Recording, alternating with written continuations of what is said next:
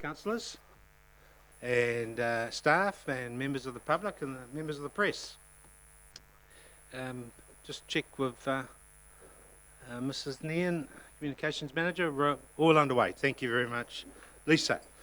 Councillor Kingy, would I be able to call on you to give us a blessing for the day? Thank you very much. Kia ora, Mr. Mayor. Whakataka te hau ki te uru, whakataka te hau ki te tonga. Kia mā kine ki uta, kia mā taratara ki tai. E hi ake ana te atākura, he teo, he hoka, he hauhu, haumi e, hui e, tai ki e. Thank you very much, Councillor Kingy. Okay, item 1 on the agenda is apologies, and there's a full house, so that's all good. Number 2, conflicts of interest. Is any conflicts of interest regarding any of the items on the agenda today by any of the members here this afternoon? Councillor Kingy. Yes, Your Worship, if I could just declare on item, bear with me a second, 5.4. 5.4? Yep. Okay, that's the lease assignment. Yep, on the reserve with a new entity. Thank you very much, Councillor King. Any other conflicts of interest? No? Okay, do we need to move that? Noted. Thank you very much. Item 3, confirmation of minutes 3.1 of the Ordinary Council meeting on the 31st of October 2019. Just any clarification or any correctness need to be adjusted on those minutes, please. Councillor Westerman.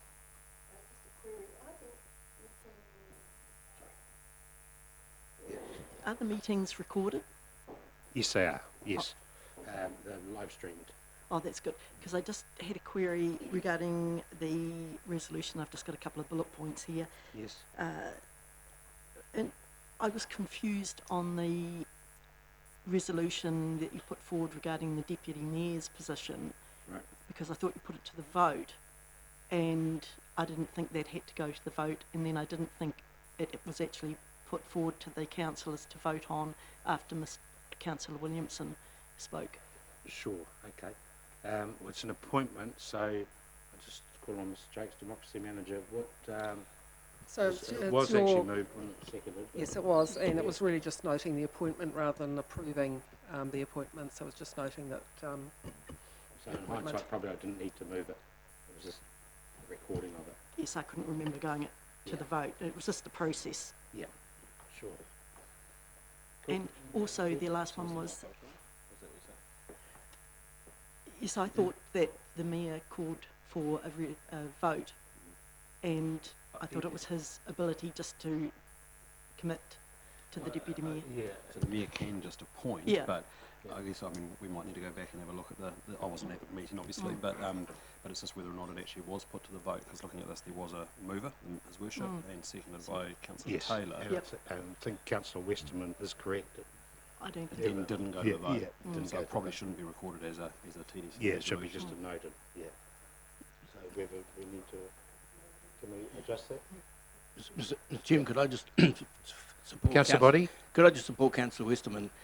Do we have to move a resolution to take that word carried out, or is it just by consensus? Because it's wrong.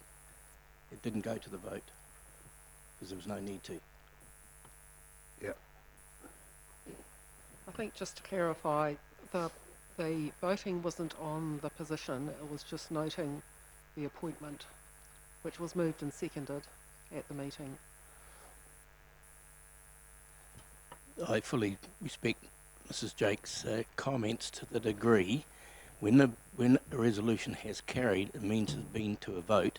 And if we look at the standing orders we're about to adopt, what Councillor Westerman is saying is correct. It certainly didn't go to vote, and it certainly wasn't carried. Okay, I think we note that there was no vote taken. Yeah. Thank you, Shane.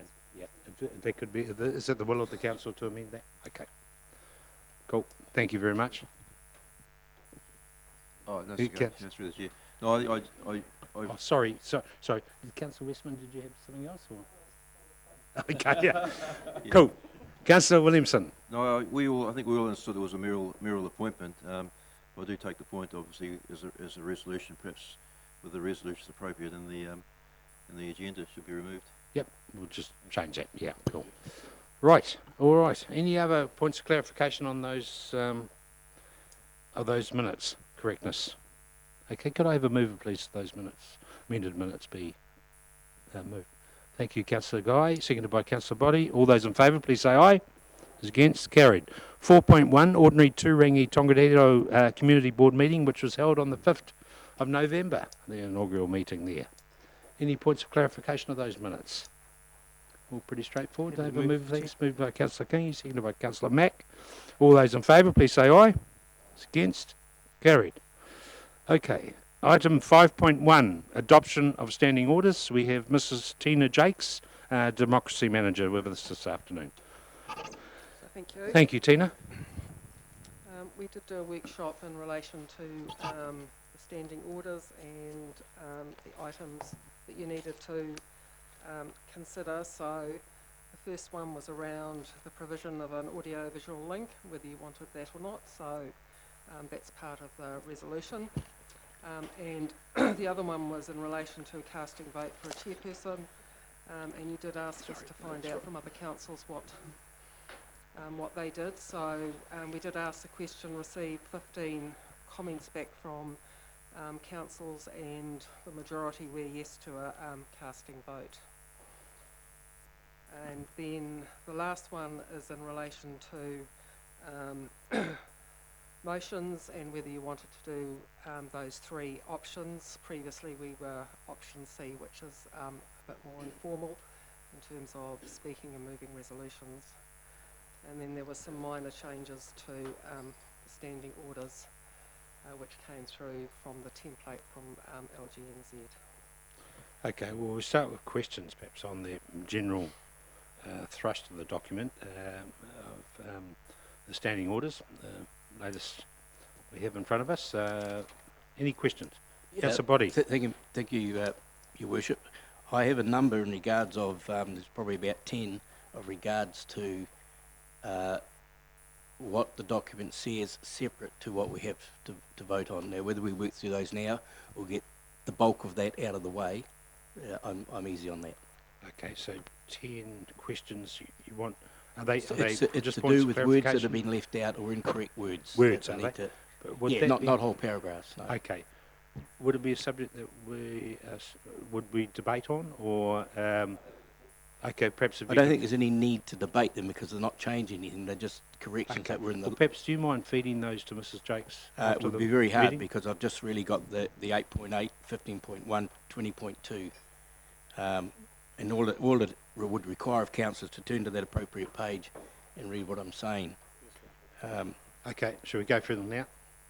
Up to yourself. Yep. I Okay, had- first one. Thank you, Mr. Chairman. I had difficulty with the 8.1s, the whole lot of them, which I'm not over sure with at the moment. They got quite complicated. At this stage, I would be allowing them to go through, and at the next correction, we can have a closer look. If I turn now to 15.1, oh, sorry, if we go to meeting procedure number 10, page 32 or 45 of your document, it refers to meeting options to open and close. Now, some time ago in the council's room, and I remember talking specifically to Council Rankin, I was keen to see the ability for this council to allow other groups, mainly different nationalities, to either open, which would be the best one, not closing, you don't want to stick around all that time, but to open even second or third month, to recognise that we're now a cultural or multicultural district. So whether that could be added in, which is not fully explained under that particular clause 10. That's really a debate for council. 15.1, sorry, Mr. Green. So what I was going to say is I think that that's probably a matter of procedure rather than what needs to be in the standing orders, Okay. and that the standing orders does provide the ability for you to determine what you believe is appropriate to open and close the meeting. So I think that's more of a procedural thing rather than a standing orders item. Okay. On 15.1, which is page 52 of your agenda, I just need to clarify under time limits 15.1 whether it's a new a new add-in, and it may not be requested, should also outline the matters that will be addressed by the speakers. That may have been in the old one. I would like clarification of that 15.1. Any change there, Tina? So could you just repeat that? Mrs. Jakes, it's in the time limits, that first para. Yep. The last sentence, request should also outline the matters that will be addressed. Yep, so that's correct. That's what we did last time. Okay. Gave you an idea of what the headline was in terms of the public speakers. Okay, thank you. The next one is 17.1, page 54 of the agenda. In the one that we're going to supersede today, it did say at least 2 working days. So in this form of petitions, it's in regards of whether you want it in English or Maori. It doesn't add the words like the last one, at least 2 working days. So it'd be a little bit unfair if you came in 2 hours before the meeting and said this is what you want to do, when we the councillors don't have the ability to have that transaction. And that was in the old standing orders. So the 5 working days is to help with our agenda preparation. The 2 working days would have meant that the agenda had already been circulated. So hence the 5 working days to allow that time. This 17.1 is silent on days. So it's got 5 is working it? days there. Okay. Yeah. Right. The next one is 20.2. It uses the word 20.2, page 57 of the agenda. It has behaviour consistent with the code of conduct, and then it starts off, no member at any meeting may act inconsistently. Is that word supposed to be inconsistent in 20.2 as a heading? I can only see that inconsistency once there. In 20.2, the headline states behaviour consistent with the code of conduct. The next line down says it's inconsistent, so should there be the word inconsistent in No, the heading? yeah, I see what you mean. No, I think that's correct. 23.6, where the hell are we?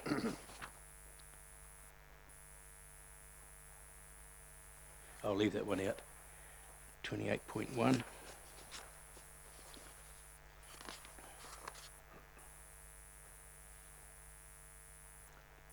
Under 28.1, I've got down here about electronics, and 29 has actually new parts. The maintaining of accurate records, that's new in this new document, isn't it? In clause 29? So skip to that. Okay, that's all, Mr. Chairman. Okay, thank you.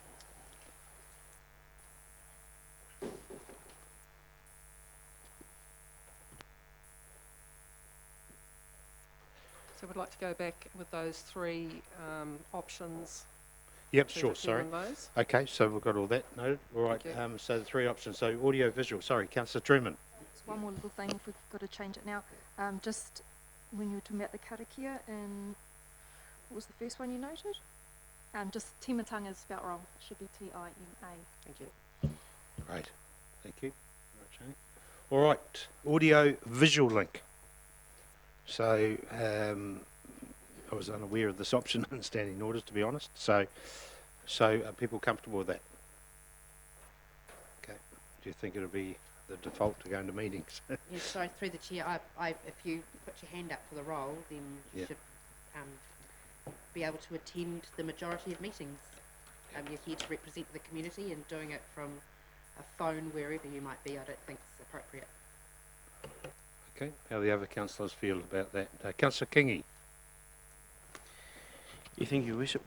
Yeah, I'm happy with the provisions to remain in there. I note the officer's points in the paper around future-proofing, but I think it gives some flexibility if we are called away for duty or representation of the council in another space, and there is some matter of urgency that requires us to tap in. I think it gives us some flexibility. So my preference is it should be a last resort as opposed to a first option type thing, but I don't know how we reflect that.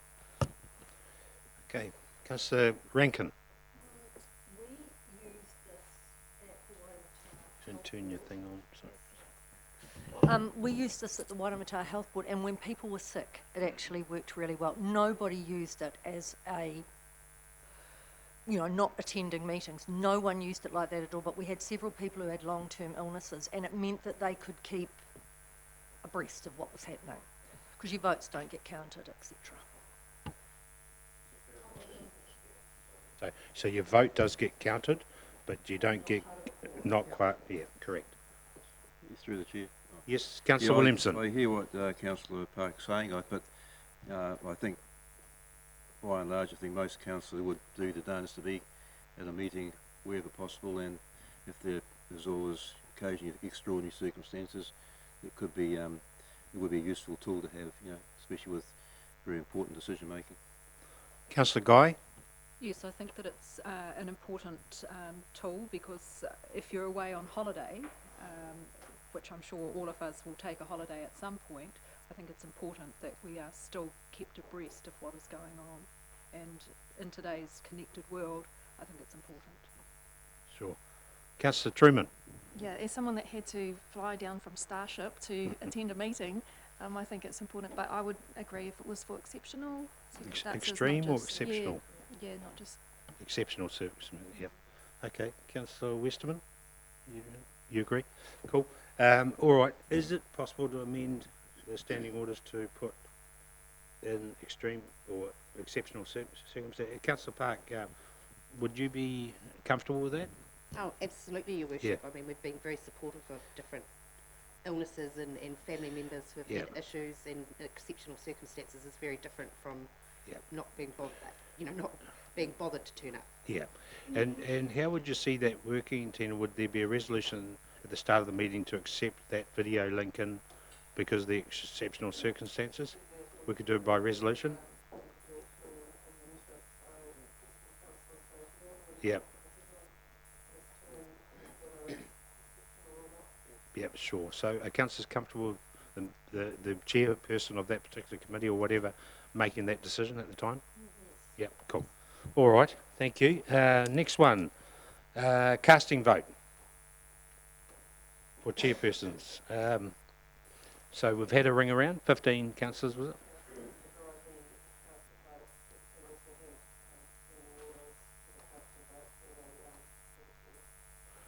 So we've got 6, 12, we've got an even number, haven't we? So we will, the situation might arise at some stage, yeah. It's not as if it's an odd number. So how do councillors feel? Happy? Yep. Councillor Westman? No, I'm of the opinion that they shouldn't have the casting vote. Okay, thank you.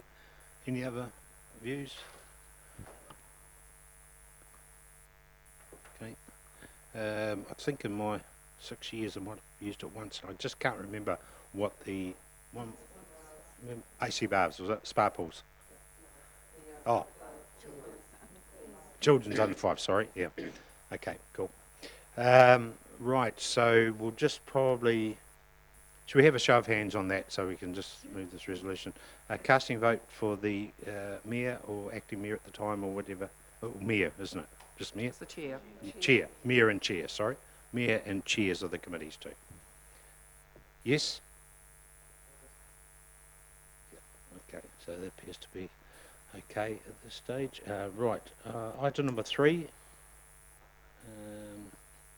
What's this one? Sorry, Tina, again? So this is in relation to speaking and moving motions. So you can get a quite complex in option A down to a little bit more informal option C, which is how we've, the council's tended to operate.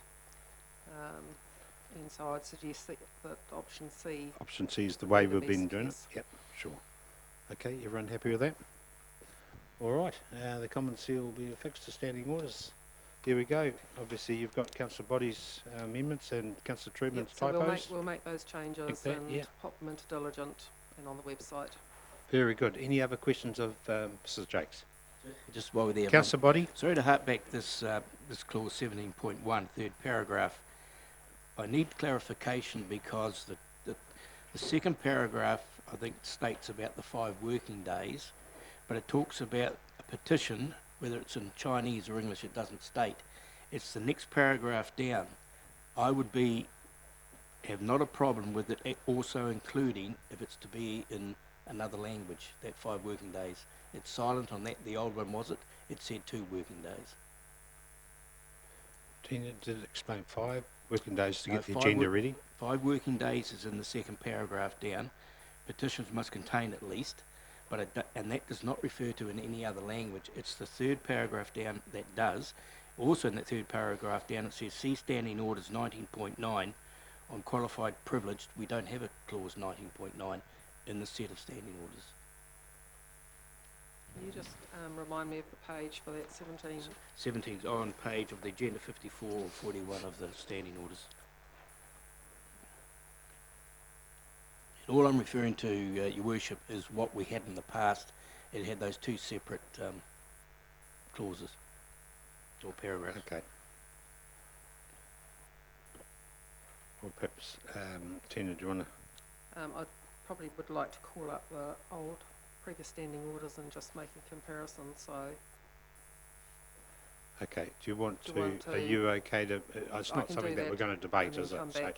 I think Yep. we move that resolution, get that done, Yep. and you can just perhaps later on in the meeting clarify Yep. that situation. We're not going to have a debate over it, are we?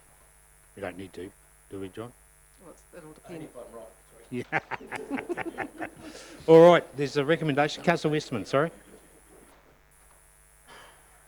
And I'm not too sure if this is the right place to raise it, but I would like to see in the standing orders that we revert to the historic way where the deputy mayor is elected under the amount of votes, and so the highest polling person, councillor, becomes deputy mayor. Yes, unfortunately, that is legislated, so Mr. Jakes. It's not under standing orders, It's not. Yeah. That's under the mayoral powers to appoint, and then it's up to the mayor to decide how he wants to do that, he or she wants to do that. And so when would that come about? So It's in- central government, central government, so it's not even policy forming, is it? It's directed from It's all- Wellington? So it's legislation, it's in the legislation, and it's up to each mayor, whoever that may be, after each term about whether or not they wish to do that and how they do that. And yeah, it'll be, you can't fetter that future mayoral decision making because it's provided for in the legislation. And just through the chair, I attended the local government New Zealand conference with Gareth last year, and the remit was put on the floor about it returning to the former way, and it was voted down by the mayoral forum. So there is no direction from local government New Zealand to central government in favour of that. I just mention it because I think it's unfortunate with the high polling council coming in Yep. that it's not recognised that that's the public's preferred Sure. choice. Yeah. But I'll leave it there. Yep, no, fair enough. Okay, okay. Your Worship, further clarification from Mrs. Jakes. Is there ability for the mayor to get council to exercise a vote? It's not just Yes. specific. to Yes, appointing Mr. Green's the- just said that. Yeah. So Yeah. thank you. All right. Okay, thank you very much, Tina. Did I have a mover for standing orders? Thank you, Councillor Truman. Seconded by Councillor Williamson. All those in favour, please say aye. Against? Carried. 5.2, proposed new public road name, Seven Oaks Subdivision. Scott and Louise. Good afternoon. Sorry, Mr. Chairman.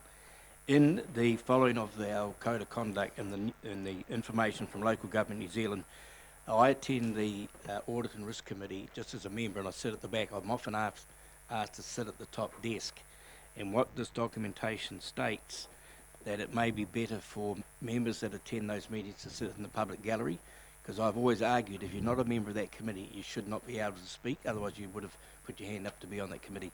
That is there. Now, whether we want to adopt that or not, I don't know. But it's in the information supplied by local government. Yep, so standing orders adopted at this stage. So, all right, Scott and Louise, good afternoon. We have a suggested public road name out at Seven Oaks and Kinloch. Yeah, good afternoon, councillors.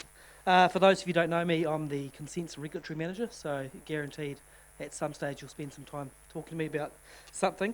And Louise, on my left, is our Senior Resource Consent Planner. So Just to give you some context for the road name, it's not really a planning matter. It kind of sits within our department just as a process. It's dictated as part of an Australian New Zealand standard that we follow that road naming process, and one of our internal procedures is the fact is not just consultation with emergency services but also consultation with the relevant iwi or hapu group that the road's going to be named within. Just while I was looking at this plan, just noticed, and it's worthwhile just mentioning, the Oakleaf Lane, if you'd seen on that plan, is actually a private road, and so our process, we don't name private roads through council. That's just a matter between the developer and in their own process. So it's just that Sherwood Lane, that public road that we're looking at and assessing today. Okay, thank you. Louise, did you want to add anything? I'll just give you a little bit of background on the subdivision. So we granted it in February this year, and it's basically stage one of, well, there will be future stages to come, put it that way, but they haven't been consented yet or applied for.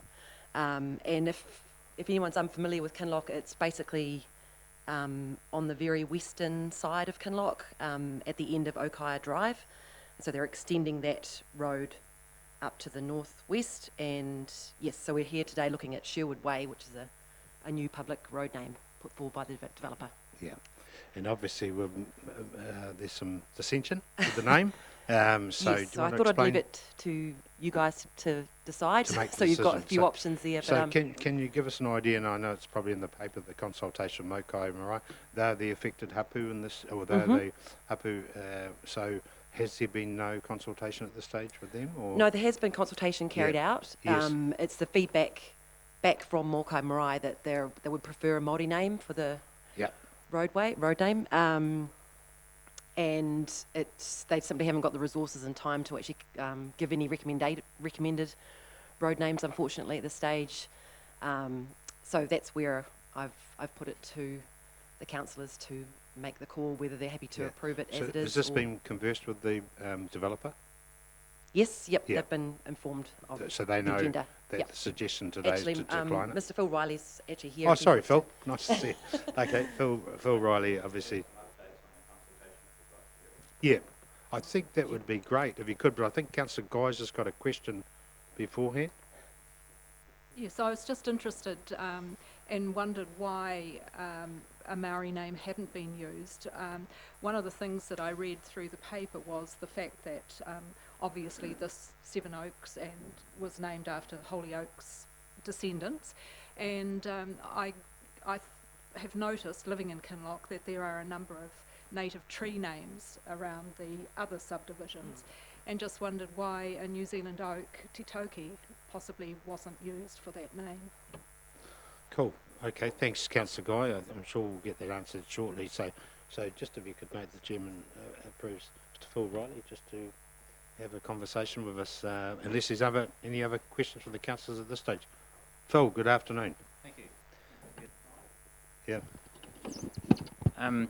We have been undertaking quite a bit of consultation as best we can with the hapu over the course of the past year. We have had some early consultation through the consenting process. We've had them out there to do blessings before we started work. Unfortunately, with the current workload that's on their books in terms of a lot of process changes, they have had limited resources to really engage in a long in a long manner, and we've been trying to get further consultation with them since about May.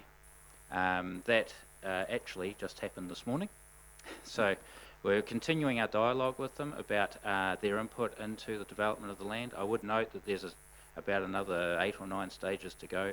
There's plenty of opportunity to continue that work with them, but with regards to stage 1, we had to make a call on what road name we would like to have to be able to get our titles through in time.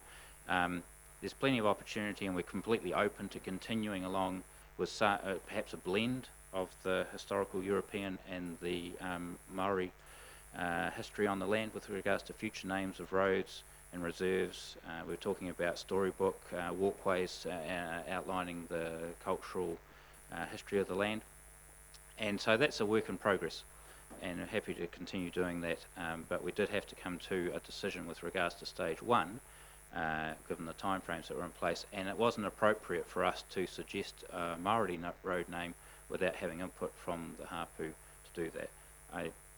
I'm glad, thank you for your suggestion, because it's something I'll put on the list for the future stages.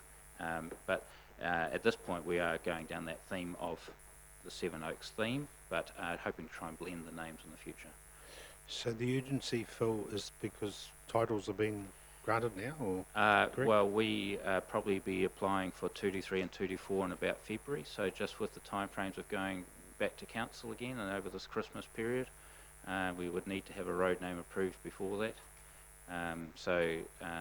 Really, yeah, that's why this is first road of about 10 more to come. When's our first meeting in February?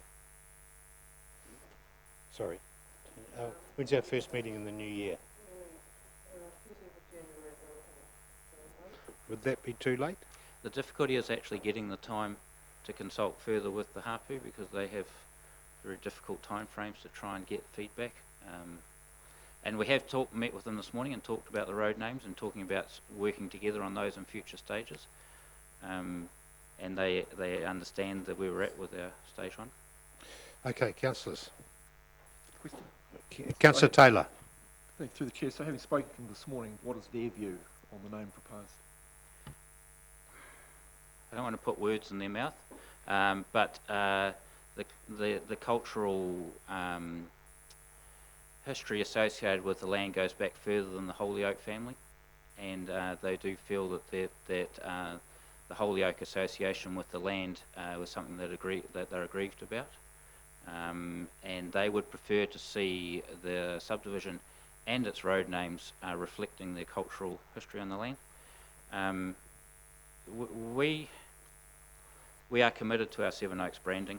We've already gone down that path. We see that there's a history associated with that name, albeit a European history, and we are quite happy to work together and try and blend those two backgrounds and moving forward. But it's fair to say that they don't like the Seven Oaks name or the Sherwood Way that's been proposed. Okay. Councillor Williamson. Thank you. It's probably not an ideal situation, but in the past, I understand names have changed, from European to Maori, or another language. Would that be an understanding that could be taken forward? I think it would be difficult to change a road name once it's in place, but as I say, there's another 10 roads to be named in the future of this development. So the relationship that we're developing with Hapu is an ongoing thing, as you'll appreciate. Takes time. You can appreciate our position, I'm sure Phil too. Louise, is that a possibility, changing a name later on, or? It's quite a process, especially down the track when you've already addressed the future properties off that road. It has to come through full council all over again. Yep. If I can just comment on Councillor Guy's suggestion. We also, one of the first things we do when we get a road naming application is check that there's no duplications in the district because of emergency services reasons. Obviously they get confused about where to go, and I believe that there's a Taupo Ave up in Richmond Heights, isn't there? So that would be off the table. Councillor Mack. Sorry, just for clarity, how long has the subdivision been going? Did you have consultations at the beginning, and did they tell their concerns then? Subdivision was granted in February this year. We've owned the land for about probably 3 years now.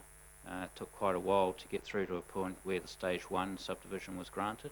There has been consultation with a number of parties all through that process, and yes, they have raised the fact that the Hapu have raised the fact that they would like to see their interest recognised within the development, not just in road names, but in the overall layout of the development, the recognition of the history of the site. There's a number of ways that we're talking with them about achieving that. But because we weren't able to progress to a point where there was any Maori road names were suggested, we've progressed on this path. Councillor Kingi. Thank you, Your Worship. Reading this paper, I obviously get some of the time constraints around the need to push forward with the project. But I think, Your Worship, only a couple of weeks ago, we met with our iwi partners around out at Oruanui Marae, and I appreciate that was with one lens. But I think there is a role for us to play in this, and given the fact that the hapu or the marae has not been able to provide a name, to me doesn't constitute a need to then choose another name. I think this, given the fact that we've just heard there's a comment about 10 other names that would need to be produced, I guess, for other roads, it seems to me there's a lot of other things that would need to happen. So I wonder if there's an opportunity for us as a council, and I don't know how this falls procedurally, but I'll put it out there, to have more involvement in hosting that conversation to get to a point of recognising a name that's acceptable to both groups. I just wonder if I could just put that to the floor. Thank you, Councillor King. Good suggestion. I'm just going back to the 30th of January. Is there anything, Louise and Scott, we can do to facilitate the naming of this road, but not holding up the project? Or does it technically hold up the project? So yeah, in terms of the post-subdivision approval, if there's no road, we can't grant that subdivision consent. So there's. Does the road have to have a name? Yes, it does. Okay. So there's definitely a hold up of titles for those property owners. Yeah. In terms of assisting with that engagement, then there's probably some work we can do there as well. Yeah. So yeah, for sure. Sorry, difficult question. It's a tight time frame for everyone, and we can't. Top side of November now, so we've got probably 2 or 3 business working weeks prior to our sabbatical. Then we've got January, but it's a council decision here today. So we have a recommendation from our officers to decline this. So yeah. Oh, no, sorry. There's no recommendation. Either you approve it or you decline it. Or we could lay it on the table. Councillors, up to you. Councillor Park. Thank you. Just through the chair, while I understand Phil's position, where we have got to with our iwi partners is a pretty special place, and I just am a bit uncomfortable with going ahead with this today. And I concur with Councillor Kingy, so my preference would be for it to be tabled till January, and then see if perhaps Mr Taho as well could somehow be involved in engaging with the hapu, and so we can get this over the line. Yeah, cool. I was just thinking we do have a December meeting as well. Yep, so through you, Mr Chairman, proposed recommendation 3 is that the council requires the developer to undertake further consultation with Walkway Marae. Obviously we can be a part of that as well. That then would mean that whenever the timeframes of that were, if we could meet the December meeting or January or whatever, we would then bring that back to you. Sure. Councillor Truman?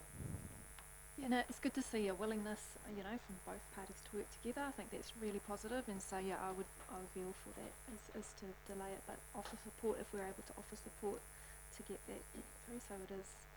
Yeah. Phil? More than happy to continue to work with the hapu and consult with them. I do note that we've taken since May to get a meeting today. The time frames that they have to work under, given their resources, is challenging for them. And our project can't just stop waiting for that to happen. I would also like to table that, with the greatest of respect, this is the development that's being funded and constructed by the developers and my partners and I. We have chosen for our marketing to follow the Seven Oaks name, which is associated with the land with the Holy Oaks history. So our desire for our type of name for our development has to have some standing as well. So what I'm saying is that this is the first stage of a larger development, and the ongoing relationship building with hapu is going to take some time. And I don't believe that instructing us to go back for further consultation is going to end up in a different situation within 4, 5, 6 weeks. Cool. Appreciate your comments, and yeah, it's a difficult situation we find ourselves in because you know, we have new legislation and all that sort of thing to deal with on these matters, and you've got another 10 names to name. Wouldn't it be good to get the first one right? So I feel, I'm confident, I'm perhaps looking at Mr. Taho here, whether there would be an ability for some mayoral meetings with the particular associated hapu in conjunction with the developers or something like that, to see if we can come to some agreement with a way forward. You know, there's a lot of activity out at Mokai Marae. It's a busy marae, and I can understand the resources situation, very successful commercial ventures and all sorts of things. So, you know, the reality is they're busy people too. So, Mr. Taho, could strategic manager, could you tell us whether that would be a possibility, or? I just got demoted, Your Worship. Oh, sorry. Look, I mean, I've worked with Phil previously in some other work, so you absolutely understand exactly the predicament he's in. Yeah. I think if we take direction from council, we'll look to bring together a meeting and flag the urgency. We'll take it from the direction that council wants to do it right, given our previous conversations. Many of the parties in Mokai Marae are a part of your current induction processes, so I think you can have that conversation. But as I say, I wholeheartedly understand the predicament that Phil and the team are in, noting that since settlement, things have changed in terms of the workloads upon our marae. So we'll work to support that if that's council's wish. Okay, sure. How do the councillors feel about that? Councillor Body. Thank you, Your Worship. I have a slightly different view to yourself. This is the start, and I think Phil's mentioned another 10 street name, road names. I believe we progress with what's been put in front of us today on the understanding that we start to discuss the names for those other 10. Otherwise, in X number of months' time, we're going to be sat here going through the same thing. And it's not like every name's going to have an English name or a Maori name or whatever, but I think this is just the start, and I think it's unfair on the developers for any further delays in that street naming, because until that's done, the titles can't be issued, etc., and that's a costly exercise. Okay, thank you, Councillor Body. Any other views around the room? I think what with Mr. Taho's confident speech here just earlier, that consultation could take place a little bit sooner than later. How would a amended option 3 look, that council requires the developer to undertake further consultation in conjunction with council? With support of council, urgently, or with some. Yeah.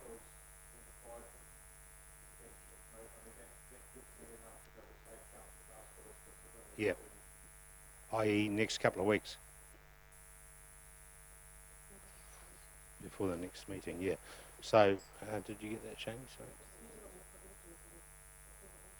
Further urgent. In conjunction with council. The council in conjunction with the developer, perhaps. Well, no, the developer in conjunction with the council. Yeah. Yes.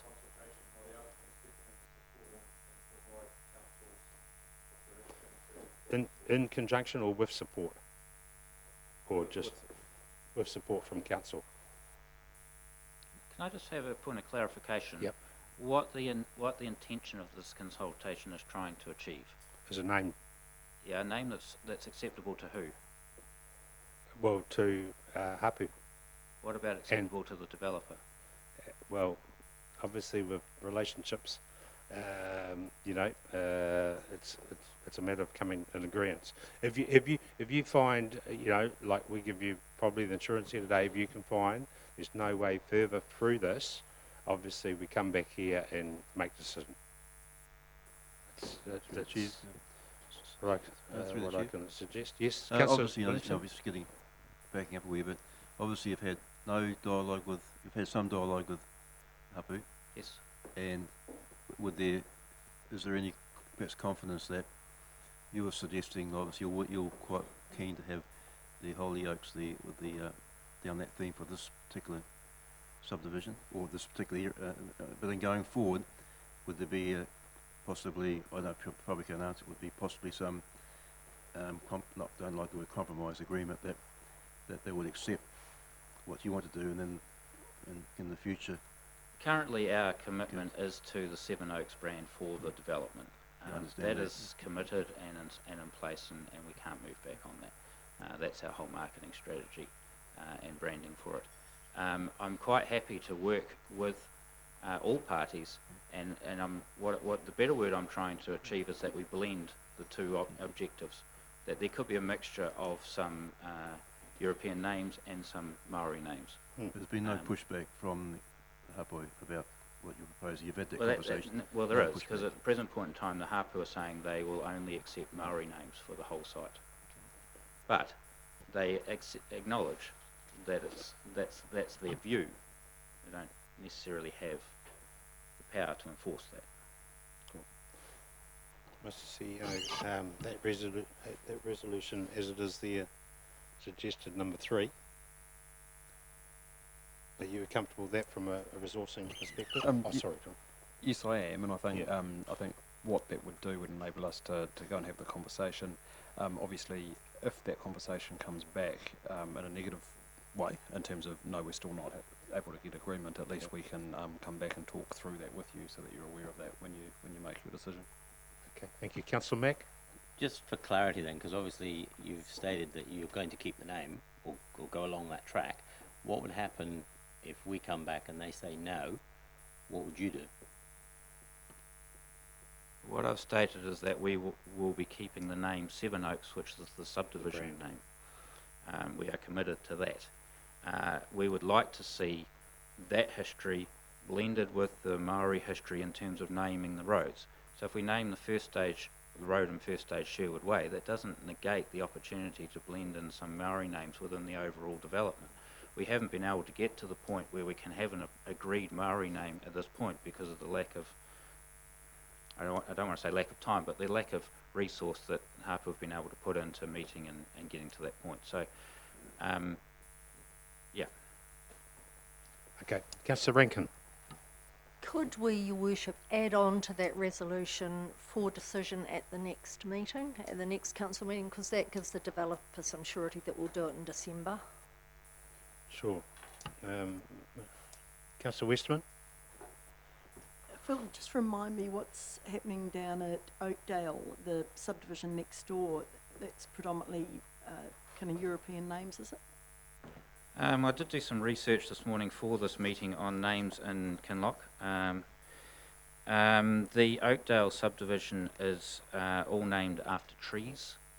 It's Kahikatea, Karaka, Pukatea, Lancewood, Oakdale Drive, Ribbonwood, Kanuka Grove, so there's a mixture there as well. I think that the tree naming theme is sort of a good extension into Okaya, into Seven Oaks. And they've got lacebark.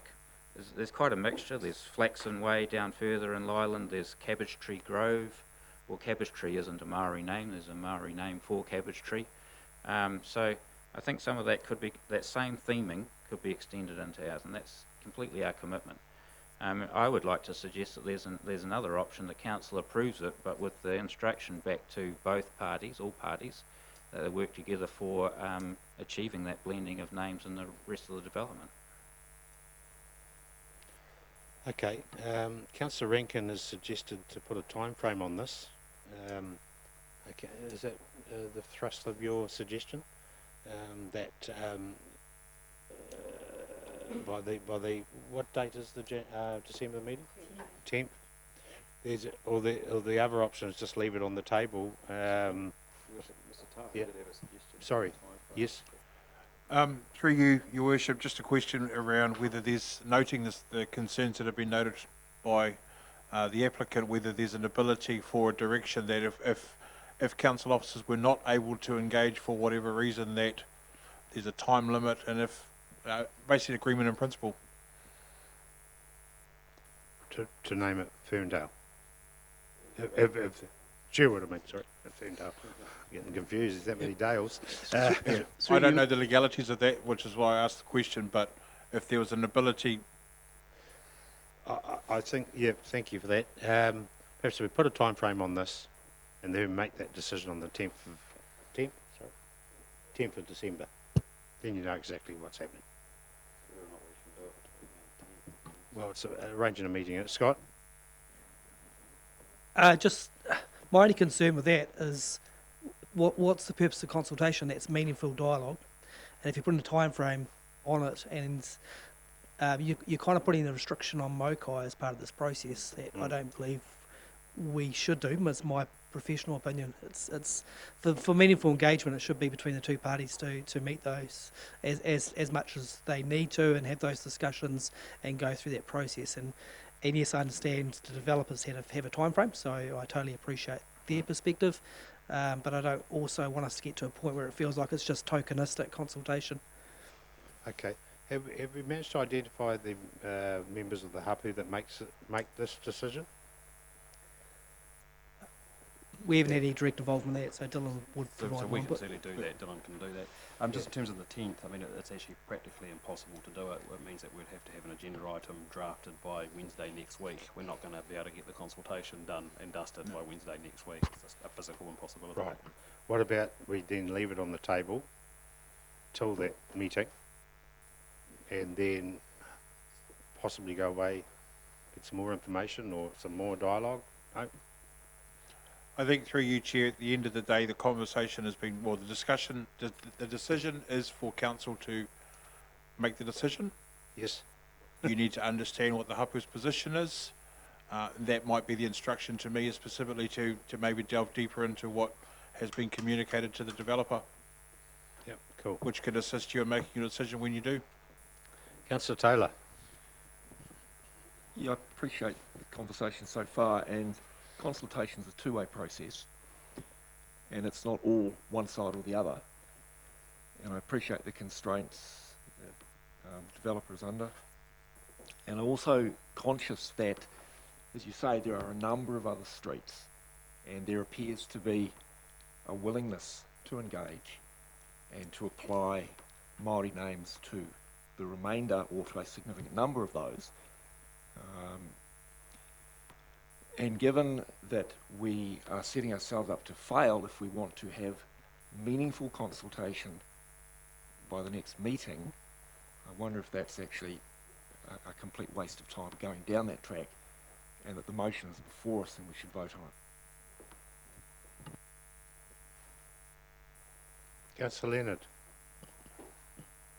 I think we need to be really cautious about the decision that we make at this point, because this subdivision granted in February, there was obviously some pre-planning to that purchase, to all of that. I'm guessing that we might be looking at least a 2-year process. I just wonder whether due consideration has been given around consultation and the importance of it, and that it's being held up at the last minute, that now we want to rush to do it. What are we setting as a precedent upon this decision?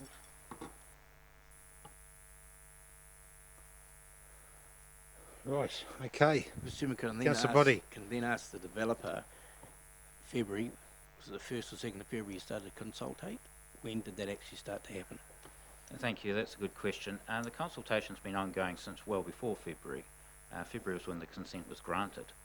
And we have continued to request for further consultation with the hapu all throughout this year. The difficulty that we've had is being able to get time in front of them to discuss with them, and that has been numerous requests for consultation since February, ongoing for this situation, for the road names, but also for the future development. And the first time we've been able to get consultation meeting with them was this morning. So we've been asking for the bulk of this year. So we haven't delayed it to a last minute thing. We have been put into a situation where our project still has to continue in a commercial sense, whilst we're trying to work with all the affected parties. There's been a whole heap of affected parties involved in this development, and we have attempted to undertake quite as much consultation as possible, but it is a two-way street. And we're prepared to continue to keep doing that, and we genuinely want to have meaningful engagement with the Hapu going forward and recognise their cultural history on the land with the rest of the development. But we're at a point where we've gotten to the stage where we need to move forward on stage one and get our titles. Chairman, just to hurry things up, I'll therefore move that the council approves the following road name, Sherwood Way for the Seven Oaks subdivision, Kinloch, with the additional information, how it's worded, I don't know, and that further consultation takes place for the naming of the outstanding 10 roads. To put a subdivision on hold is something that might take another 6 months to complete. I think it's very unfair on the developer and those funding that development. So I'd move that, Mr. Chairman. It's been moved by Councillor Boddy and seconded by Councillor Rankin.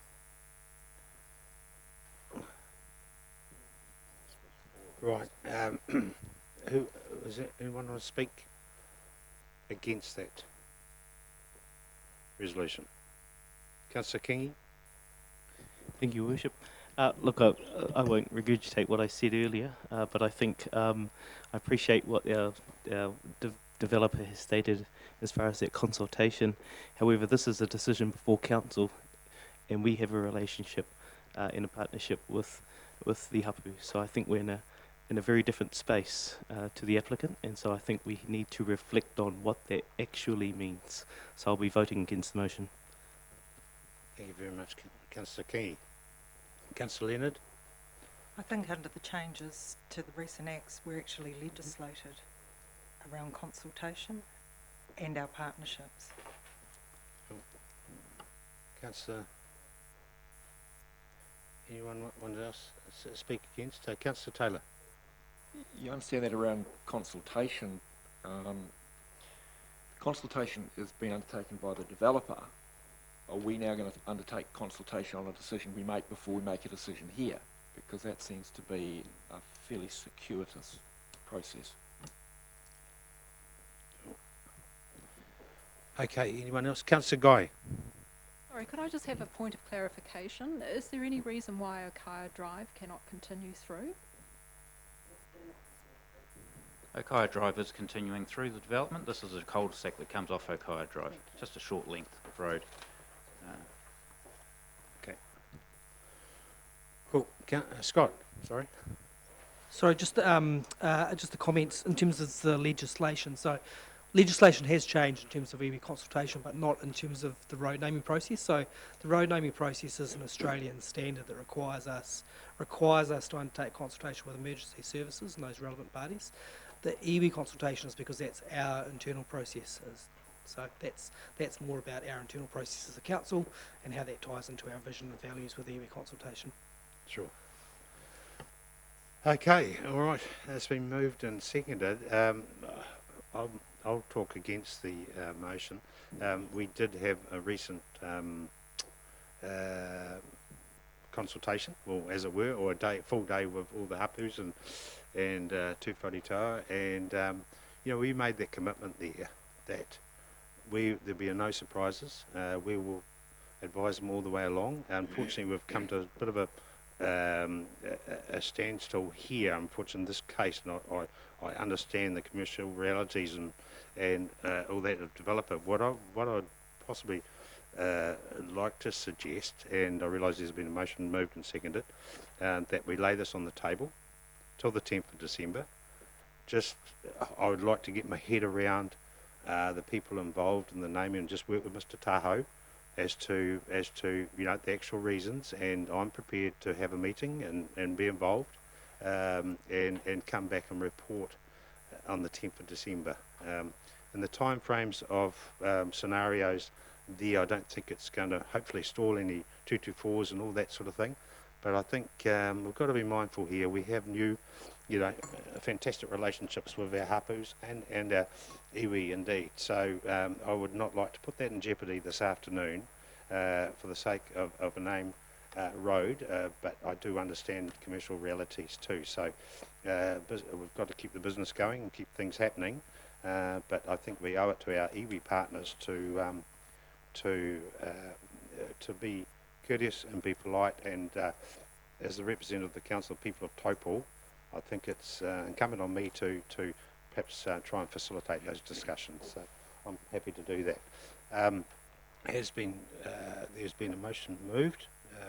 I offer something to perhaps improve that motion. That we're talking about naming roads. There are reserves that we're talking about naming as well. So yes, that sure. could be added in. There's quite an opportunity for names to reflect various Absolutely. cultures. So my suggestion is to lay it on the table for further information. Yeah. So I do move the resolution.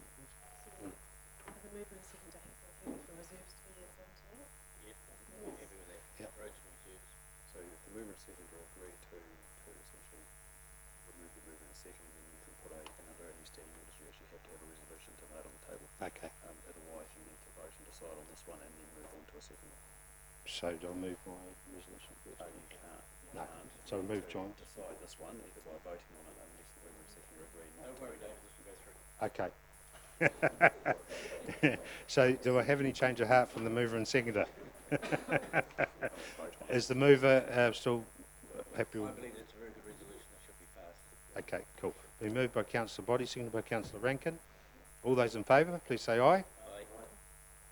Those against? Have a show of... sorry, those aye, please, could we have a show of hands? That's for that resolution there. Sorry, I think we're getting confused. Yeah, this is... Clear. So this is for the Yeah, what I've suggested in my proposal, perhaps coming up shortly, is that we lay it on the table to the 10th of December and make the final decision then. Yep, so this vote here is for the Council Body's resolution. So if we have a show of hands, those in favour for that resolution. 1, 2, 3, 4, 5. And those against? 4. 1, 2, 3, 4, 5, 6, 7. Okay, so we'll just lay this on the table until the 10th. So you now need to... Sorry, I need to move... Motion's passed. You now need to move that this is laid on the table until the 10th of December. Yeah. And you need a second. Okay, could I have a seconder, please? Seconder, Councillor Kingy. All those in favour, please say aye. A show of hands, just to be on the safe side.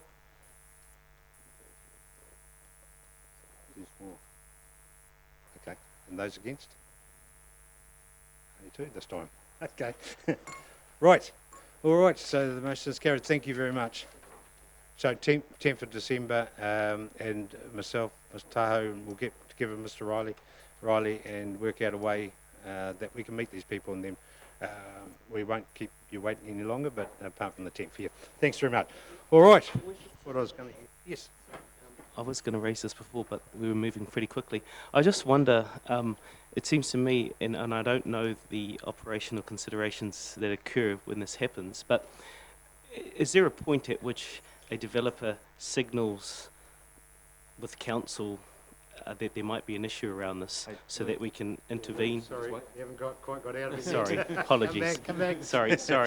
Councillor King, he's got a very good question. Yes, Sorry. so apologies. Yeah. So my question was, is there a point at which a developer can actually signal to council there is some tension in that consultation around, say, road names or something, so that we may be able to intervene at an earlier stage so this doesn't occur in future? Is there a chance along that timeline that could occur? Yes. It all depends on when they actually lodge the application, because we've got sort of timeframes. We can't cause undue delay with any type of application. So it was lodged, I think, a couple of months ago. I did go back and say, can you please just itemise some out the consultation that was carried out, because the response that I'm reading is that it's not positive feedback on this name, and I informed them of what my non-recommendations would be, and they chose to carry on and say no, take it to the meeting. So, but yeah, it all depends on when that application is made. But yes, they can signal to us at any point, and I think the message from Councillor King, the earlier the better, that people know about. Yeah, well, I appreciate what you're saying. I think, Your Worship, there is an opportunity for us as a council to correct this, so that if we see this start to occur early, we offer assistance early, because I think if we're going to get this every time, we're really going to get ourselves into some hot water. So it's yeah, I guess trying to say if we're here to support our district, iwi, Māori, hapu developers, then we need to be intervening earlier. Yeah. Cool. Councillor Mack? Just for clarity, so you obviously knew this was going to be an issue, but you wanted to come to us. So, Yes. No, I didn't know it was going to be an issue. No, the developer was stating. Oh, yes, yeah. yes. So the question would be, though, is then in the role, would it not be better to say council's known preference would be that we're going to be in partnership, which means there's no point in going to council because we will refer. That's kind of the essence of the advice that I did give. Right. Yeah. But it's their prerogative to say, no, go ahead, we've applied for it, so take it to council. I guess you've also got a new council. Yeah. Yes. With the greatest respect to the Yeah. But what I'm just thinking, going forward, obviously for us, we certainly don't want to be in that position, because obviously it looks really bad for us, but knowing now what we all say about a partnership, we will throw it out basically if you've already told them that it's not the way to be doing it.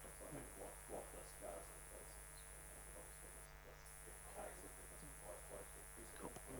Yeah. Mm.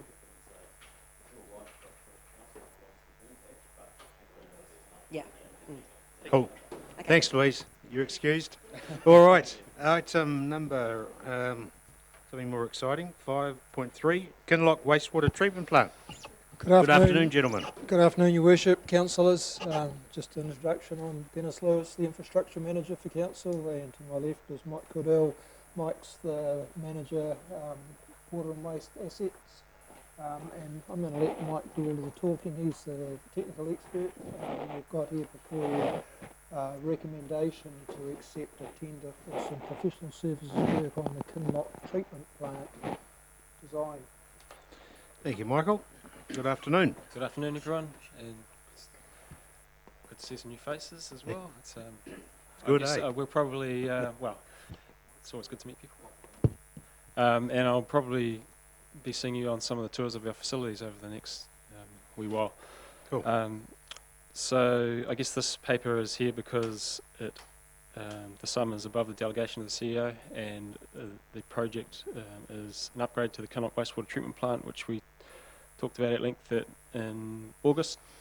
And so we've run a tender process, first a registration of interest process to shortlist 3 suitable companies, run a tender process, and the outcome of that tender process is Becker Limited is our preferred consultant, engineering consultant to deliver this work. And this is for the design work of the upgrade, which so that is for 933,000. There's a contingency in there of 200,000, which is a couple of unforeseen, oh not unforeseen, there's a couple of items which are risk items, which we won't know whether we require until we get into the job, so there's a sum to cover those if required. So the recommendation is for council to accept the tender from Becker and to allow a sum of $200,000 to cover the costs of those provisional items and any other unforeseen items that might pop up during the design process. Cool. Okay, thank you, Mike. So hopefully you don't have to use the 200, but hopefully not. See you just in case. Yep, Councillor Mack. Just as a layperson, and obviously new to council, when we get these tenders, it always seems that you get to a point that you've used up your contingency, and then we seem to go over. If this happens, do we just come back for more money, or is this it? If we exceed the sum, we would have to The come back to you. 933 plus 200. Yes. Do we finish and then they have to top it up, or do you come back to us? That depends on each contract and how it's written. So if it's not something, if the work is within the scope of the contract that they have to deliver, then they have to deliver it at the tendered price. If it's something we add to the scope that's not part of the original scope of work for that consultant or contractor, then we would have to come back to you. If you change it, it could go up, but if you haven't changed it, this figure that we see here shouldn't be exceeded. That's right. I mean, there's always unforeseens, so we might, unlikely, but we could do some work and do some geotech testing, and then find that it's not the normal pumice site that we think we're going to find. It's it needs much more ground remediation, and so some design to go along those lines. Or we find a historical site that means the project is delayed for some period of time. So there's always all sorts of things that can pop up. Outside the norm, but if this just yeah, went that's through right. as normal, it won't go above the 933 plus 200. That's right. Correct. Any other questions? All right, Councillor Westman. Sorry, it's just a clarification. What is the delegation sum? What? Yeah. 500. Cool. All right. Thank you very much, gentlemen. There's a recommendation Could I, up there. Councillor through Body. you, Mr. Chairman, just ask, in the document it states the provisional items that not included, and also project contingency. So what actually in dollar terms is the project contingency? What have you allowed out of that 200? Is it 80,000, 10,000? No, so those, I mean, we don't know what, say if we find during the geotech investigation there's some unforeseen ground conditions which might require some extra design, you know, that could be, it's hard to put an exact number on it, but it could be very small. It might be $50,000. So I'd expect that of the identified items, they would make a small portion of that 200,000. So through you, Mr. Chairman, the geotech investigation hasn't been done because we had another instance in the last financial year where you went so far, set the sum, and then suddenly you found a boulder or something. Yes, some provisional geotech. So what investigation has been done. provisional is not good enough. Have you geoteched the whole area that you wish to go through? So therefore, you would not need to have the contingency or a figure. So why hasn't the whole job been geotech? I can comment. So the design work hasn't been completed yet, so we don't know what the ground bearing requirements are for the structures that haven't been designed yet. As those structures are designed, the ground conditions will be assessed against those structures. I mean, we generally know what we're dealing with in this area. We've done a lot of work in the area. It's known pumice ground, but it is in the bottom of a gully. It would be foolish for us not to allow anything and then have a small problem and have to come back to you for a small variation. My question therefore would be, what the HEWL did you actually tender on? We expect the ground to be pumice. Well, that didn't happen in another instance. I'm just a little bit nervous that there seems to be an unknown that we're going to be paying money on. I are interested in Councillor Mack's comments in regards of, is that the final figure? That's what concerns me. We think that allowance is sufficient to cover the risks. So through the chair, if I may assist here, Michael's 100% correct. The sequence of events in this one is a little bit different because we're paying for design services here. We haven't designed anything yet. So once we get through the design and the criteria, we'll know the ground requirements and we'll be able to do geotech then. A lot of other times we've come to you, we've already had the design done, we're going out for tender for a construction and we've already done the geotech. So it's just a sequencing thing and there is no way we'll go over that budget without coming back to you. We're hoping to do well within that budget. Through the chair. Councillor Williamson? Yes, through the chair. Yeah, I think, obviously we just have, be realistic. I mean, contingency is not a target. It's obviously a sum there for an unlikely series of events that may or may not be able to forecast. When you start digging into the ground, I know obviously geology of the areas, they've got a fairly good steer on it, but hey, we have to be realistic, because this is the with these sort of projects, especially the big ticket ones. So I understand where you're coming from. Thank you. Thank you. Through you, just finally, Mr. Chairman, this is for the balance tank project. No, this is for the project that was rescoped in the August meeting.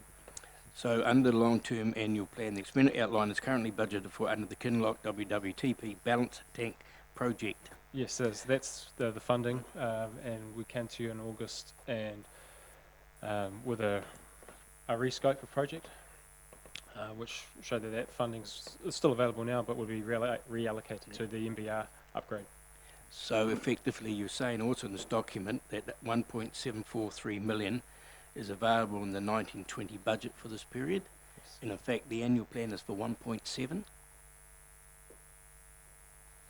Can you repeat that, please? the document here states there is 1.743 million available at the 1920 budget for this project. The annual plan states 1.7. It's, if I may answer that, that is correct. There's 1.7 million in annual plan and the balance is carry forward or bow wave from the previous year. If that's the case, why is that bow wave not documented in the financial figures that we're looking at? Because it states here clearly 1.743 when it's not. This is just one of those, and I accept what Councillor Williamson is saying, is that when we start talking big figures, I like to try and get my handle about what is the accurate figure. And where's that, what project is that bow wave from? And how much was the bow wave? That information, no doubt. You know offhand, Janice, or? That bow wave was from the prior work that was done on the balance tank from the previous year. And in that statement, there is, I guess, if you want to, I guess there is $1.743 million available right now to utilise for this project. Okay, all right, I think we've got that. So, Councillor Truman. Moved by Councillor Truman, seconded by Councillor Park. Any further discussion? All those in favour, please say aye. Is against? Carried. Obviously, Kinloch is a growth point, so good luck with the project. 5.4 is the lease assignment request from Stir Cafe to the Jolly Partnership. Mr. Nathan Murray, Reserves Manager. Good afternoon, Nathan. Good afternoon, Your Worship. I'd like to introduce myself. I'm Nathan Murray, the Senior Reserves Planner for Council. This is a request from the Stir Cafe to assign their lease to the partnership identified.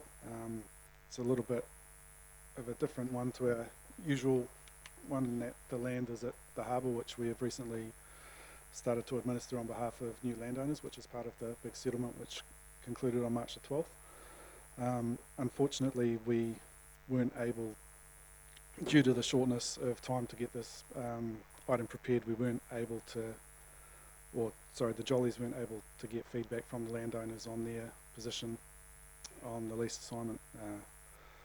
So, yeah, we're a little bit in the dark on that, given that the new entity is still getting up and running and everyone's learning how to work with them. But under that new arrangement with the new owners, sorry, you might go on to this name, that we do handle the concessionaires, correct?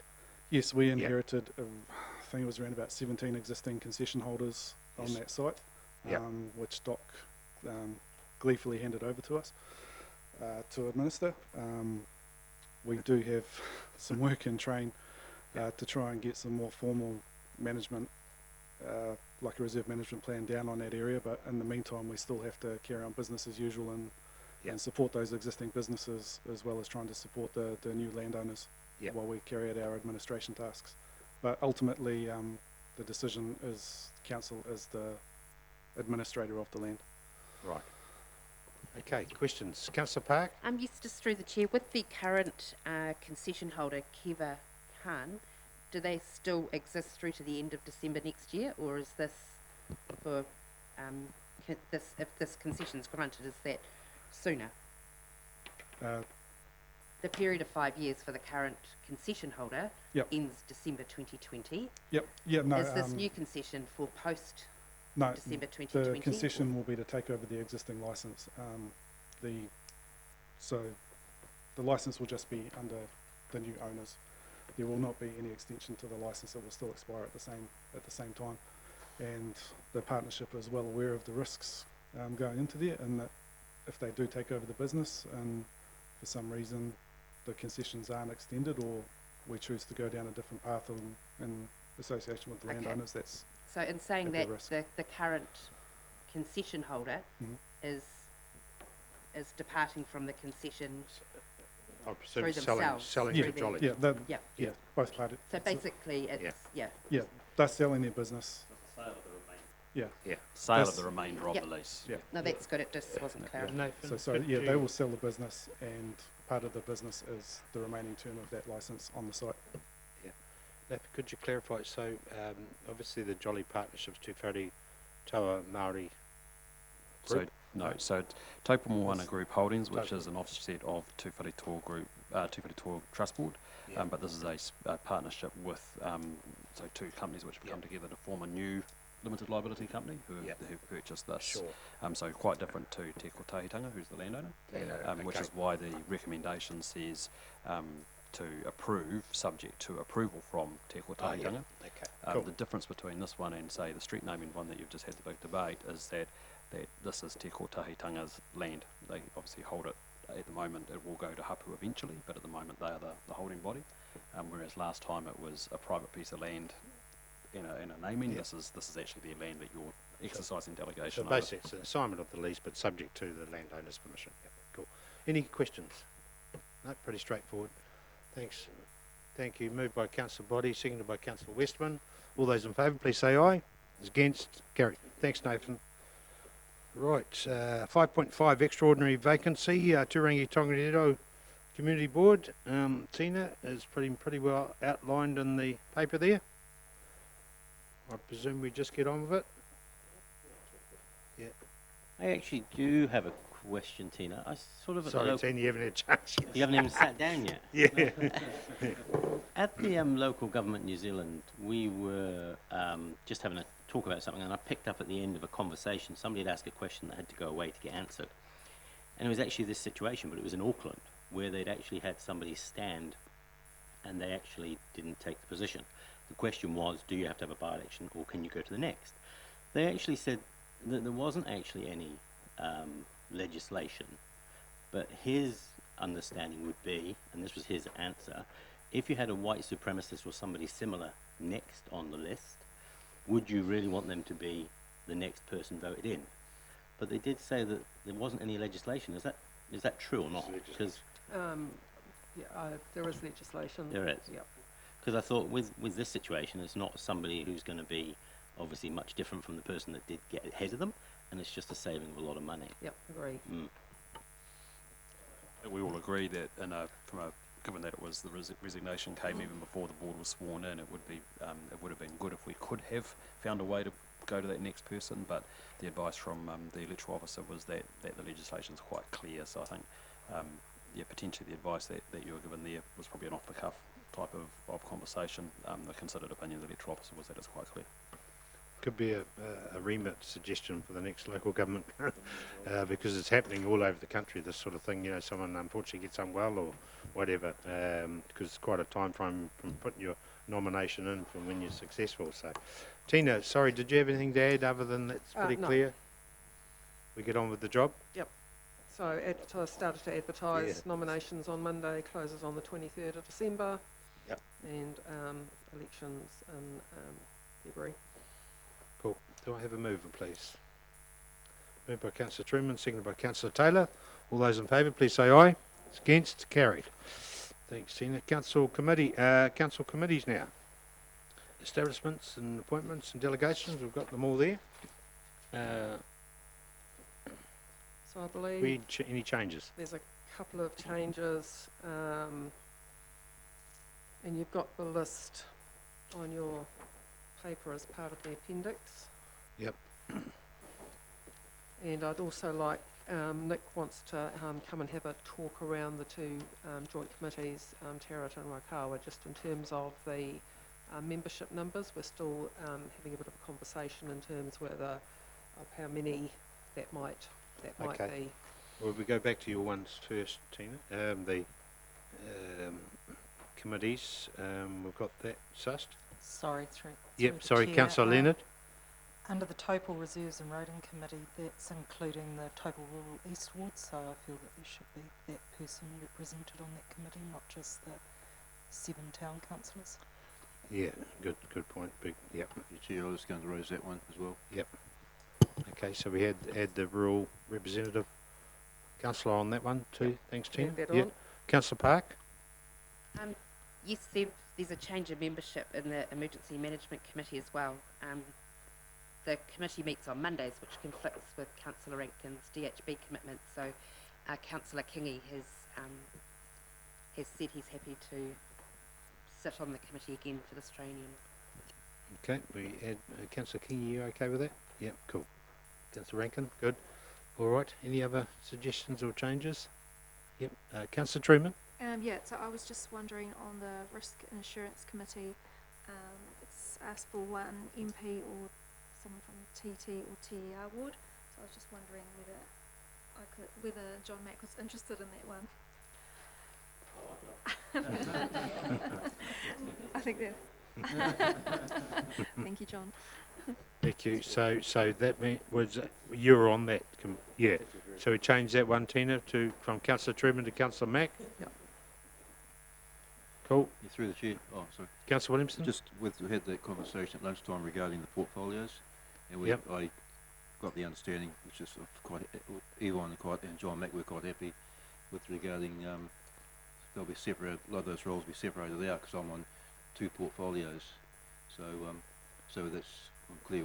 I'm happy with that. We're all happy with that. 5.7, so we'll cover that on the next agenda item if that's all right. I just, it was attached to the wrong, unfortunately, to the wrong agenda item. It should have been attached to the 5.4. Okay. And then we've got the District Licensing Committee as well. Yeah, that's later on, isn't it? You want to do that now? Oh, do that now? Yeah, with the external appointments. Yes, unfortunately, through the chair, I will have to decline that. My son-in-law is a financial analyst for a liquor company in Auckland, so I will have to decline. So it's his job to increase sales or decrease? Okay, thanks, Councillor Guy, for recognising that conflict of interest there. So, do we need a replacement on there? We've got Councillor Boddy as a deputy chair. The point I was going to raise, and Mrs. Jakes would help me out on this. I don't see any reason why Councillor Guy can't be on that. You declare a conflict of interest. I can't work out. It's a little bit down. I know Councillor Taylor because family in the police. I understand that. Because often, sometimes to have a council rep, because at the moment it was himself and Barry Hickling, sometimes it's difficult to get one of us. So maybe we need 3. I don't know. Yeah. So, Mr. Green. So through you, Mr. Chairman. So I've corresponded with the councillor and we've had a conversation. I provided her some details that helpfully came out a couple of days ago, which explained the different areas and perceived conflict. In this case, given that the councillor's son-in-law is part of a national alcohol company, then there is a real perceived, if not real, conflict of interest. So the councillor has decided not to take the position. I do agree with you, though. I think having another councillor on the committee would be a really good thing. So I'd definitely encourage another councillor who may not have a conflict to put their hand up. Anyone else interested? To ring?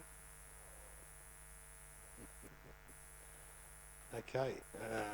Do we seek?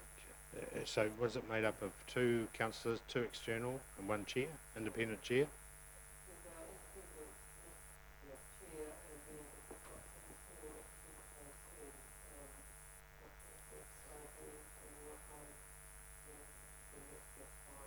How many applications do we get per year, Jen? Or average? How many have you done, John? Oh, Scotty, sorry. Yeah, so there have been some changes to the Sales Supply of Alcohol Act as well in terms of the workloads. So, Scott,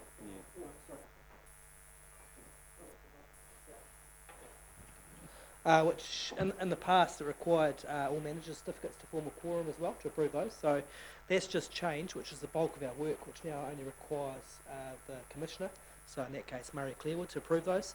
So the only time we actually use the District Licensing Committee is when we call a hearing. And generally hearings are only when we've got applications for liquor licences or events that are opposed by either the Chief Licensing Inspector, the police or the Medical Officer of Health. And so probably you might be lucky if we have 6 of those a year, so it's a quite low workload. Okay, thank you. Just ask Scott, does that include temporary licences? Is that still done by a phone up? So those temporary licences don't require a quorum either now. The Commissioner? That's correct. Yeah, and I'm on there. as of right, correct? No, okay. All right, well, I might as well do it then. Need something else to do. Well, have I got any last people? Last volunteer. Well done, Johnny. Thank you very much. He's coming from first slip. Thank you very much. Thank you. I say Councillor Williamson there, Tina, and Councillor Boddy. Right. Any other committee? So Tarrant, Nick, you want one or two? I was just going to suggest that you hold off on with regard to both Tarrant and Rokawa and Te Kopua Kanapanapa. And that's on the basis that for Te Kopua Kanapanapa, they are working through some changes to the terms of reference. It's a bit silly approving them now. We might as well wait till those are bedded in.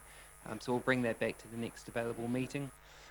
With regard to the two governance groups that we have with our iwi partners, we really need to have a bit more conversation with them to make sure we get the balance of numbers right.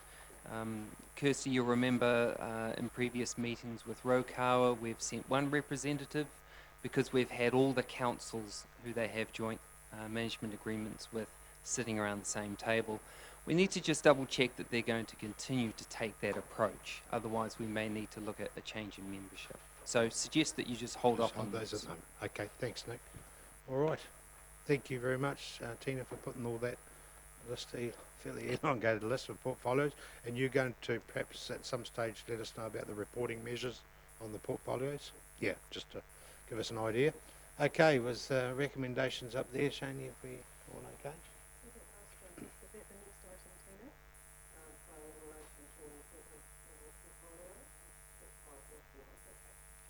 So do we have to, we don't have to say defer, put the, what Nick suggested, defer, we don't mention that?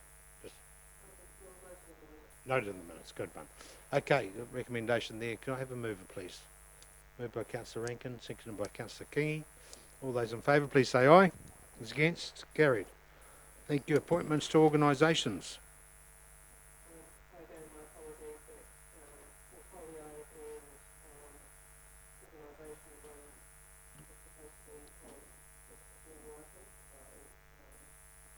Information that Councillor Williamson was talking about in terms of changes to the environment, splitting into two portfolios, is that correct?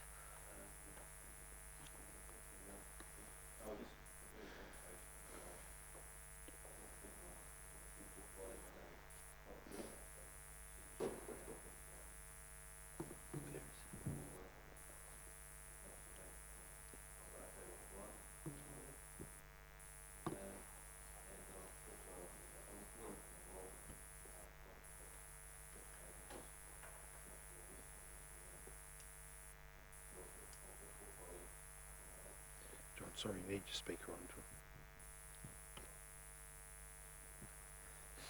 I need to repeat myself. Councillor Westerman nodded, so you're all good. Yeah. Well, Councillor Mack heard me. All right. So just to clarify, remove you from arts and culture. Yep. And still two of you on environment. Very good. Any other changes? Any, Councillor Park? With the international relations, I was just sort of going to dovetail into Councillor Guy and Rankin with economic and business. So You want that to be part of that? yeah, we don't. I think as a new area, we certainly probably don't need to have two councillors on that at that point. But if it proves to be that huge amount of work, then. So the dovetailing, what do you mean by that, sorry? Well, international relations has been pulled out of economic and business portfolio area. Right. So we can give our sister city relationships and whatnot a Yep. bit more care, and also with Turangi's relationship, you know, just someone to just keep an eye on those and monitor those. But there is also some things through EGLT and DGLT this morning around international students and whatnot that can be looked at, but I don't think it's a workload of two. For international relations, yeah. So Yeah. who, you, Kathy? We've talked about it, yeah. Yeah, so just just you on international, is that? Yeah, Well, and then I'll feed so into council- the economic and business portfolio. Okay, so Yeah. Councillor Rankin, Councillor Guy, Economic Development, Councillor Park, International Relations, but you'll feed into. Yes, okay. we'll all work together. Work together, yeah, absolutely. cool. All right, thank you. Okay, Tina? Yep, thank you. Good, thank you very much. Do we need a mover there? Yep. Yep, cool. Could I have a mover, please? Thank you, Councillor Taylor, seconded by Councillor Williamson.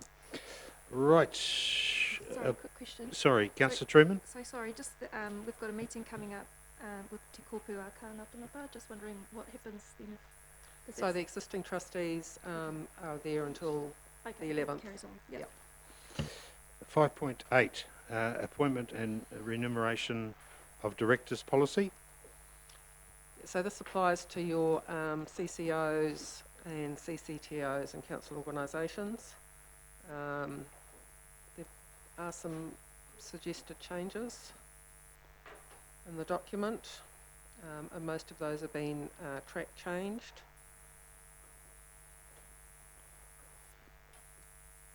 Suggest on page 175 regarding the meeting fees that we don't offer that, and that the last paragraph is deleted. So where it's got 4.3a, just elected members appointed by council as directors of COs may not receive remuneration, if any, offered by the CO, and then delete the last sentence there, because you don't receive meeting fees anyway. Okay.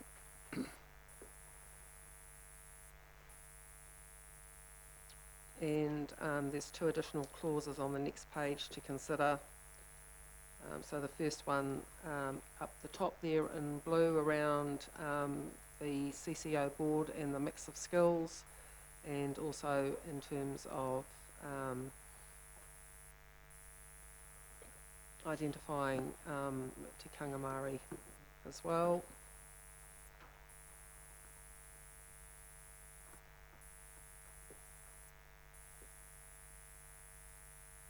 And in 6.12, just including the wording around public notices in there. And the other question on the next page is around CCTOs. There's a section in there that talks around appropriate governance training, and the question is whether that should be included for CCOs, given there is a bit of a difference. So your CCTOs are there to make a profit, whereas your CCOs aren't in that field. So it's whether you felt there was need for appropriate governance training for those members of CCOs. What's your suggestion there, Tim? Sorry? What's your suggestion there? I think we've operated without having that previously, and all the directors come through you for appointment, so I think it seems to be working okay. Okay. Yep. All right. So that's all I have. That's all the track changes? Yep. Any questions of Tina on those? No? All good? Okay, recommendation up there that we adopt the appointment remuneration of directors policy for this triennium. Do I have a mover, please? Thank you, Councillor Guy, seconded by Councillor Williamson. All those in favour, please say aye. Against? Carried.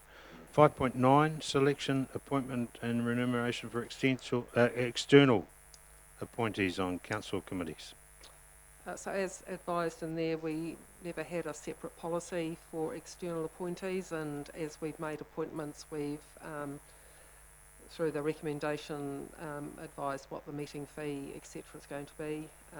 But given the additional number of community or external appointees that we've got in our committee structure now, thought it might be appropriate to have a more formal policy in terms of how that selection and appointment process and meeting fees is undertaken. So hence the reason for the policy or the draft.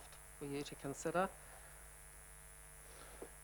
Okay. Pretty much follows what we normally do in terms of the representative groups already. It's just documented, and I suppose the major change there is in terms of the meeting fee. Historically, it's been $100 a meeting, and just having a look around other councils, it seems to be quite light. So, suggesting that go up to 200 or 200 plus mileage? yes. Yeah. Okay, how do the members feel about that? Councillor Body? Just a bit of clarification, Mr Jakes. Does this refer to audit and risk? Because that's a lump sum to the chairman. Does he then get? Yep. So in the policy it says that if in relation to the chair, external chair of the committee, then that's negotiated with the chief executive. So there's that lump sum plus the 200? No, you wouldn't get the 200. Okay, thank you. Right. Thank you. Good to have a policy on that now, though. It's good. Councillor Park. Yeah, I'm in support of this. I think that if we're going to attract good candidates, they need to be rewarded for their time, and it's been $100 for at least the last 9 years since I've been here. So I'd move the resolution. Moved by Councillor Park, seconded by Councillor Guy. Any other further discussion? No. All those in favour, please say aye. It's against, it's carried. Right, 5.10. Your wages. Distribution of governance remuneration pool recommendations to the, so we make these recommendations to the remuneration committee, our authority. That's correct. So 5.10. A new process in terms of a pool of funding given to council, which has to be all used up. Previously didn't have to use all the money, and there's a suggestion on the appendix in terms of the distribution of that to the Deputy Mayor and then the chairs of the committees. Sure. Okay, any queries regarding that? Yeah. So when you say all used up, so if we didn't use the money, we'd have to send it back? Or No, they require us to allocate it fully. simple as that? Yep. No questions asked. Yep. Okay, Councillor Body. Quickly, without repeating what I said at the retreat, I've found that being a councillor is a civic duty rather than a full-time job creating an income. So what I've done, I've gone through what I have received as a councillor. I've left out 13-14 because it was a part year, and effectively when I got through to not the year we're in now, we've had a 2.5% pay increase over that time average. And when I calculated the year that we're in now, it comes out at about $3,000 over 1, 2, 3, 4, 6 years.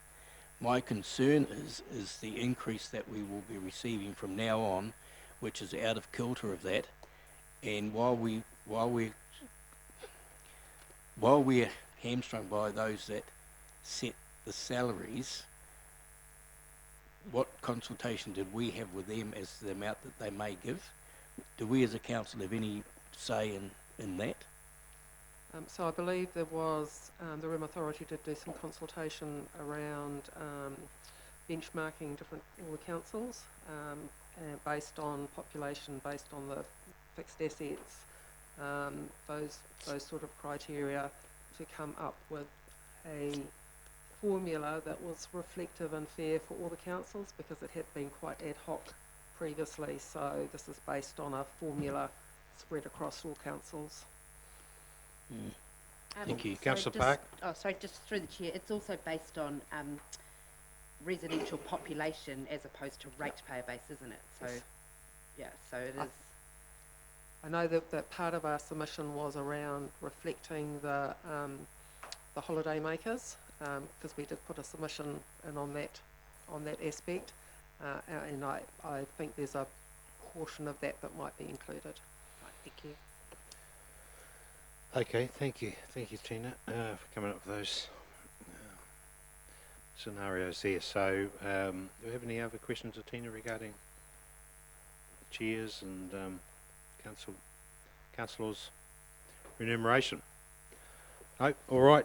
Suggested resolution there that we approve that. Have a mover, please, for that. Thank you, Councillor Truman, seconded by Councillor Taylor. All those in favour, please say aye. Against? Carried. Council's October performance report. Mr Green. Thank you, Your Worship. So obviously for the new councillors, this is a standing item each month, and it's designed to go through the key projects that council's identified from its long-term plan for that year and its finances, and just give an update of where that's at. Understand that this one will have been a lot for you to chew over, and in particular given that a lot of these projects we haven't yet had the opportunity to go into detail on, and I've already spoken with you about a number of them that you wish to have workshops on, so just bear in mind that those workshops will still be coming, but this is a snapshot in time in terms of the reporting. So I'm not going to bleat on about with the covering report. That's pretty much just some of the highlights that we've had in the last or since the last report in the last month, in fact. And I think the time is probably better spent just running through the rest of the report. What we generally do is I ask the relevant group managers just to go through page by page with you and just work through each of the projects in short form. So that'll start with Alan in terms of the finances. As I say, there's a whole lot of information there, so if it's a question that we can answer off the cuff, then we'll definitely do that. But if it's more in depth, please just still ask the question, and we can either provide that information to you afterwards, because it may take some digging, or else a lot of them will be obviously subject to workshops or further discussions in due course. Okay, thanks, Gareth. First up, Mr. Hennon. Yeah, through the Chair, just echoing Gareth's comments, this is the financial outcome of all the activities that take place across the district, and yes, I endorse Gareth's comment about asking questions. Often we can make a lot of progress having one-on-one discussions with each of you if there's anything that is of any significance. But we look at the state at this particular time of the year. We're still reporting against the budgets that we set, and looking at an annual plan. We start the budgets around about October, November, so they're locked in come April, and you adopt at the end of June. Therefore, we start seeing variances coming through because we do not know at that stage where we are at the end of that financial year. So what we do early in the new year, we will start doing forecasts. So you'll start seeing year-end forecasts that we are comparing with, not just the budgets that we're locked in. So at this particular stage, that's why the forecast numbers in these reports are equal to budget, because we don't forecast until the new year. If we look at the performance to date, we are ahead of our year-to-date budget, and it's mainly in the area of consent fees. The level of activity that we've seen in the building and resource consent area is still at a very high level. We're also ahead on the financial revenue, and I'll talk about the investments in a few minutes. And our operating expenses are pretty much in line. We're still looking into the area of depreciation, what actually happened at the last revaluation of our land and buildings. The value of the total assets increased, but not to the extent on the buildings that we thought they were going to. So we are questioning actually the valuation of the building 3 years earlier, but that's why we've got $500,000 positive variance on the revaluations. But basically, at this stage, we're tracking well. Just hope that it continues that way. But yes, we'll have a better idea of where we're tracking. But it's good at this time of the year to be in line with budget or better. And as you can see, that we're about 1.7 million favourable on the year-to-date budget. So if I move on to the Treasury Report, this is where we talk about the amount of our debt, the amount of our investments, and our performance against the budgets. At the end of October, we had 144 million of borrowings, and we had 126 million of investments. So our net debt at that stage was 18 million. So that's a figure that's quite pleasing at that stage. A bit of a challenge with the OCR only at 1%. Any of you that have term deposit investments will know that there's not a lot to be gained from an investment income area. So when we look at page 2 of the investment returns, which is really the general fund, and the general fund is really along the lines of term deposits and things of that nature, you can see that our year-to-date yield at 2.86%, we cannot probably expect too much more than that, with but it's ahead of what we were budgeting. Our borrowing costs are pretty much in line with what we're expecting. If we look at the TEL fund on the last page, because of share trading we've done this financial year, you can see that our year-to-date cash returns are 7.37%, and the actual budget, or the actual yield on the fund is 4.59%. We're budgeting 3%. I like to think that we could continue at that level for the rest of the year, but who's going to be able to predict the markets? But what we've taken the advantage of is locking in those gains in the first part of the year, and hopefully that will help us out for the rest of the year.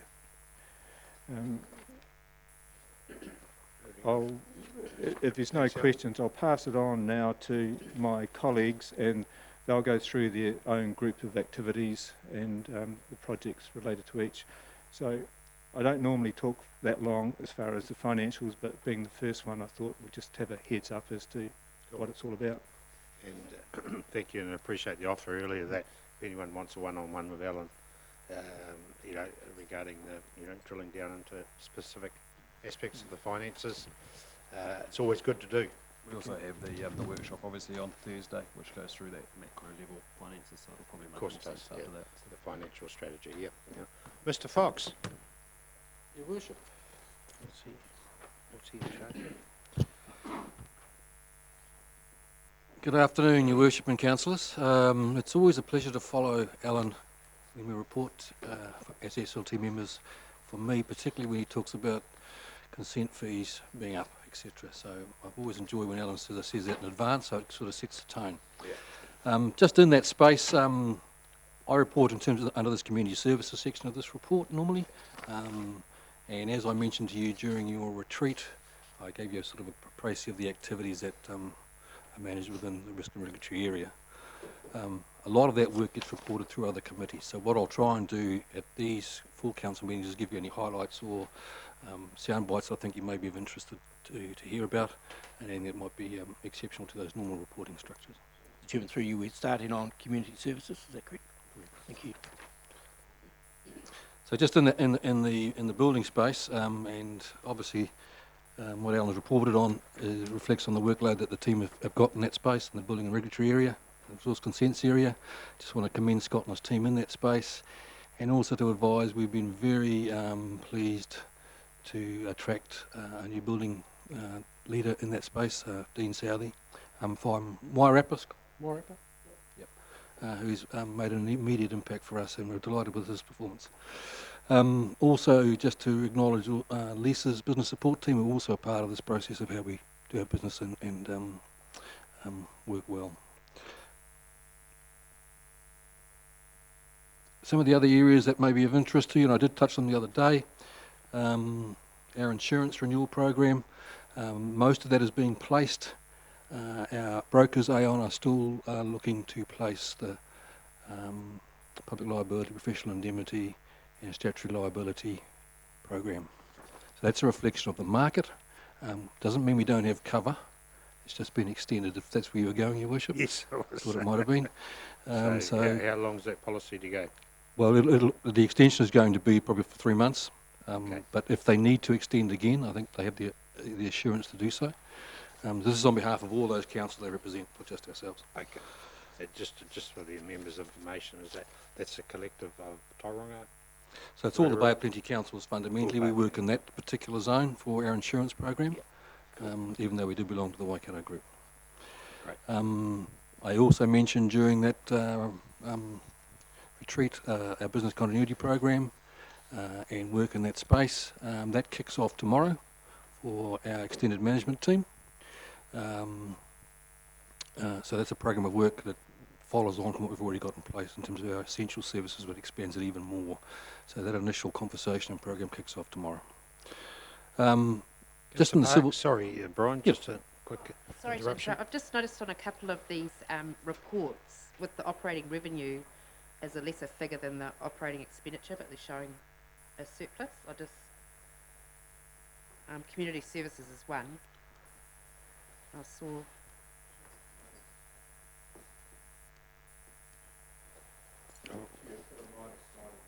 Oh, Yeah. sorry. I Yeah. thought it was brackets. Thanks. Yeah, little tiny minus. Yeah. Thank you, Councillor Park. You had me worried there for a minute. You did. Can I just also finally just talk about civil defence, and in particular the Youth and Emergency Services program that was recently being held at Turangi. I've just had a chance to read the evaluation report around that, and can I commend that this is a program that we've been involved with for some time right throughout our district. In fact, Councillor Trim, you might be able to help me. I think Mangakino was actually one of the pilots some time ago. And I've read that report, and it speaks glowingly of what those young people received in terms of the response from the responders and their engagement with that.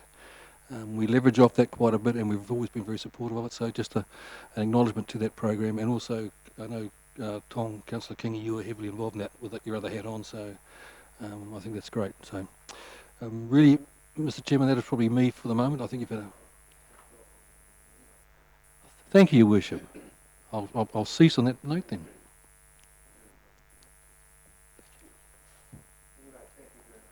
You're welcome. Might be some questions. In the community services side, you mentioned the rates are below budget as a result of higher than expected rate remissions. Should that affect our books? Isn't that paid for by central government? I'll defer that one to Alan, because that's probably outside my purview. We have a policy, which we will touch on Thursday at the workshop, but the rate policy, and there are a number of factors in it, but it's a cost to us. Okay. Rates rebate scheme. The rates rebate. So if I owe $100 of my rates and I get a discount for 90, the rest of the ratepayers pick up that 10. We don't give discounts. You missed what I was saying, but anyway, that's better. Okay.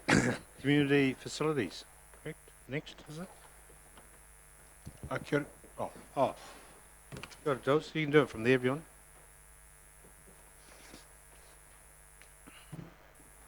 Kia ora Thanks, Brian. again, everybody. Your Worship, community facilities, you'll see in the financials some of the our external funds continue to be an issue for us in terms of grants that come in, sit within our books, and the timing sometimes is out. But by and large, we're continuing on. Big ticket projects that are in that conversation, obviously there's the Great Lake Walkway. The tenders have now closed and the team are working through that. That is the walkway that is from the water treatment plant out to Oregon Drive. So that's progressing. Part of that also includes erosion control, that obviously protecting the pathway and the infrastructure along the lake edge.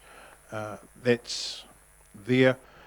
If you look to the red that's in there, Motutere Recreation Reserve, that is a particular project, and I look to Councillor Westerman and your knowledge of that particular part of our district. The heritage study has been completed by In Situ Heritage. That was a requirement of our review of the reserve management plan.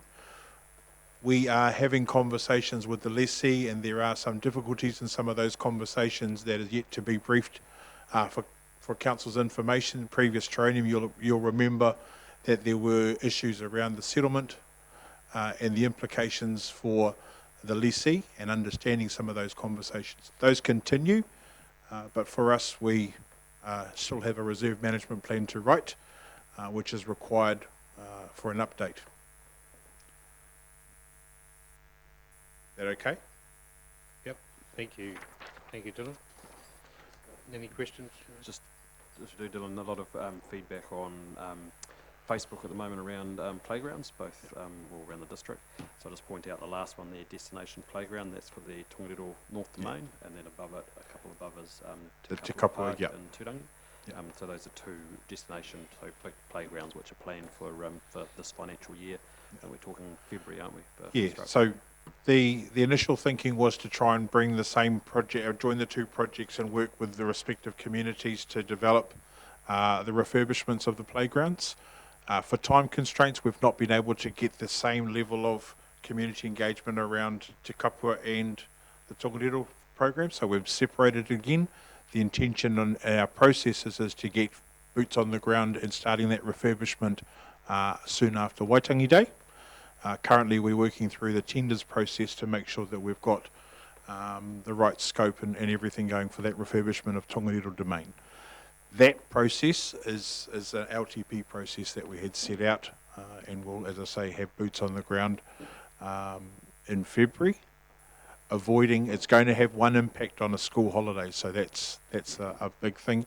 Our intention is to start the conversations with the neighbouring shop owners in that community immediately around it, and then from there, the hope is that we can connect. Once we finish Taupo, we then move to Turangi and work through the same process. Councillor Westerman? Just a query, driving by Muritu Camp the other day and was surprised to see that building right on the lakefront there.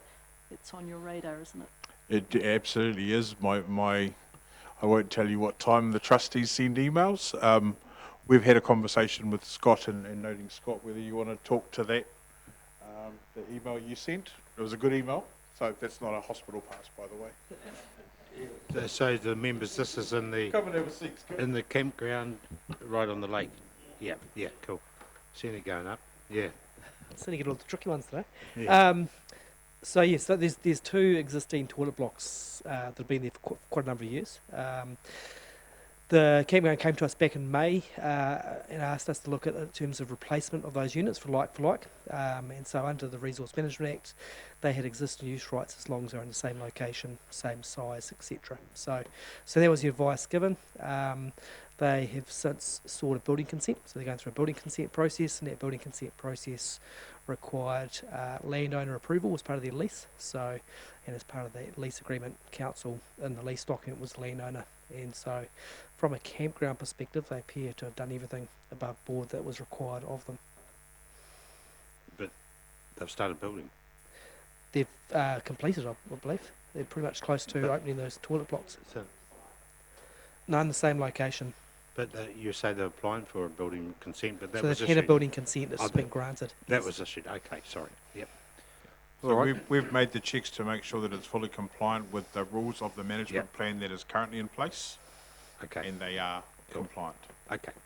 All right, thanks, Scott. Thank you. Those that have raised the issue have been communicated that as well. Yeah, great. Okay, thank you, guys. Just before, just a Oh, question. sorry. Question. Sorry. Councillor Truman. Just a little bit off topic. Just in regards to the Mankino Sports Ground, should that be on this list? So we're currently looking for funding for that. I just wanted to raise it because I just want councillors to understand where it's at, which we've talked about, but I just wondered, should it be on this list? Yeah, it's quite a significant project, isn't it? Thank you. Yeah, good on you, Kirsty. All right. Thanks, Council Body. Just in regards to the Great Lake Walkway, it's information we receive, if it's up to date or not. On Friday, I call it the Friday Flash, we get all that information from Council. In relation to the Great Lake Walkway, it states communication to those affected by the construction, bloody thing, by the, got a bowl of water? We'll begin next week. We'll begin next week with letters being delivered to the neighbouring properties. We'll visit all affected parties, following this for a face-to-face engagement.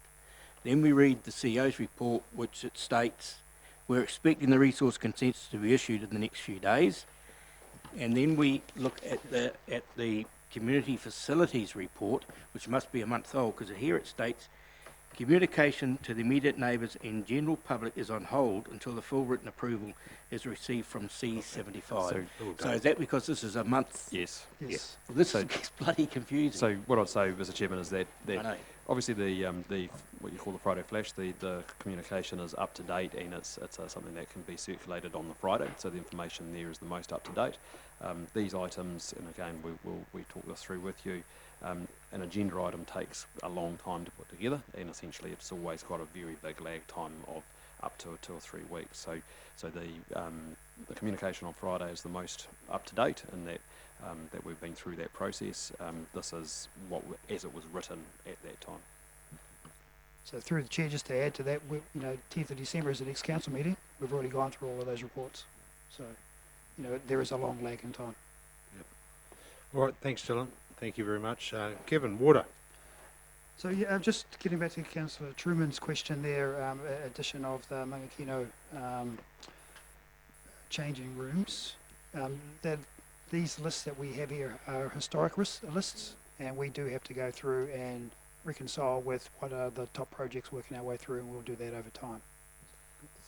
So that's something at our retreat we spoke, and I asked you about what your key projects were, and I'm intending on making sure that all of those are headline projects in here, and then over time definitely any others that as you said, particularly the next annual plan and long-term plan, any projects that you want to have monthly report, and then highlight those out.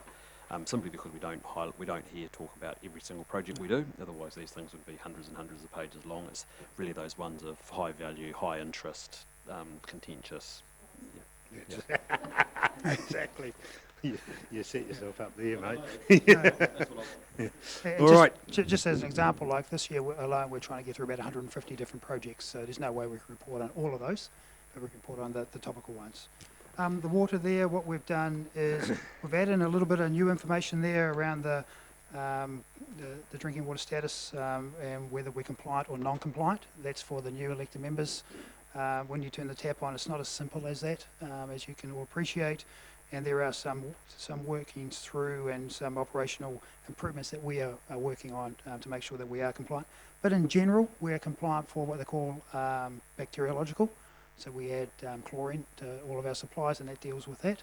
The protozoan compliance is only for, that's Cryptosporidium giardia. That's the type of stuff that we're only compliant for in our larger supplies.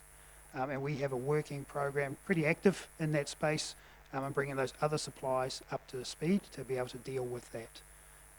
That will be a question that we will raise through the long-term plan process around whether that is quick enough, and the likes of Havelock North and central government pressure on being compliant, being raised with the new regulator in that space, would suggest that we'd have to consider that very closely about moving those timeframes to be tighter. We've got a couple there around the bacteriological. Even though we are compliant with that, with how we deal with it, we do have from time to time issues, and those issues are really around turbidity is one of them. So sometimes when the wind blows the wrong way and it's strong, we get trouble, in particular for those with shallow intakes. Those Hatepe is our most common one. It's the shallowest. We have trouble with that. Moriteri, that one had a turbidity issue. The new elected members won't know, but when we were getting dirty water through there, we sent a diver down to look at the intake, and the intake wasn't there. It disappeared for an earthquake, little shake, and we still can't find it. So we've got a new one in place, but these are the types of things that we have to deal with on a case-by-case basis. The other ones are around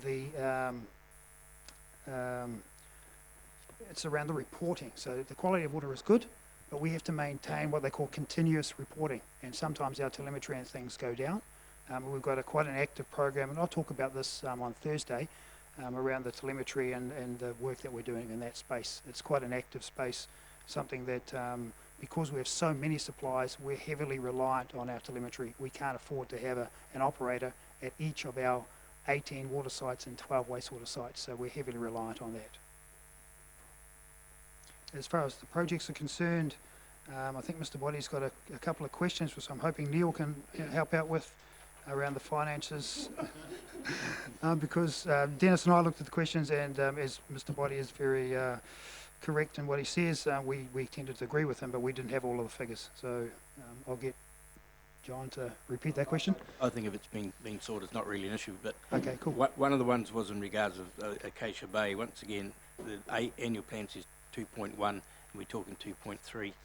And the other one was to do with the motor road reserve renewal, but that is a renewal, not part of capital, so it's not shown as an indication in the budgetary, it's part of renewals. Yep. So if you're comfortable with, you need to catch up with Neil individually. Yep. Okay. Thanks.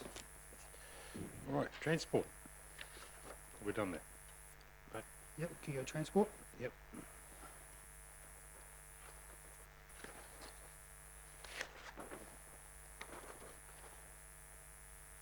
And again, there was another budget question that we can work our way through.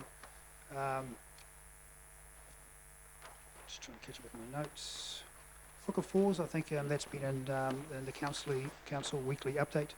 That is currently, the road is closed for some of the time this week to do the work there for the new footpath. Mapura Road, we have a new project manager coming on board, and we'll be able to get that project up and running. It's been one that's been hanging around for quite a while. We now have the money, so after Xmas we'll be into the construction of that footpath, which is from the end of the existing footpath up to Acacia Heights Drive.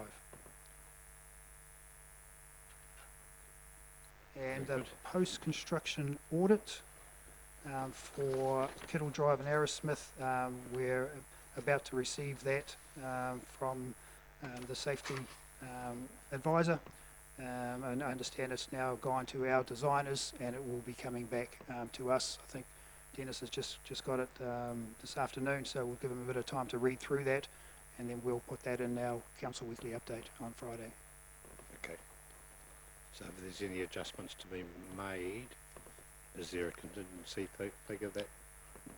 Well, I think at the end of the day, we do have money set aside in the LTP in the future for a roundabout in that space. But we certainly want to give the changes and the realignment a chance to work.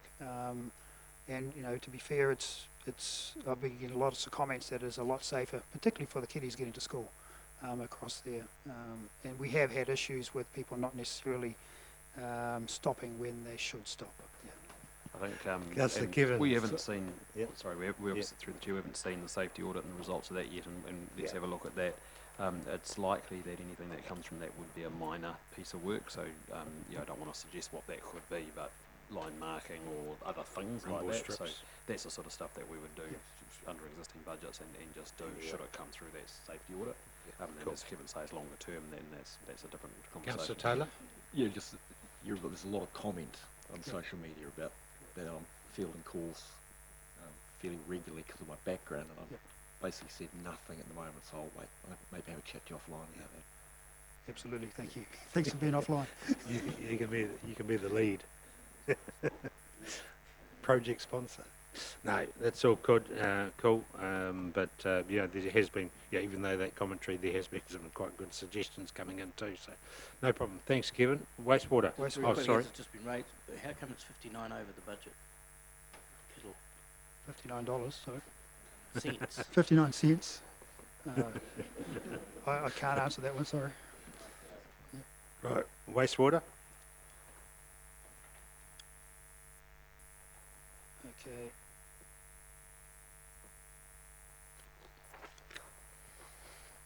I suppose I'm on page 212 of your agenda.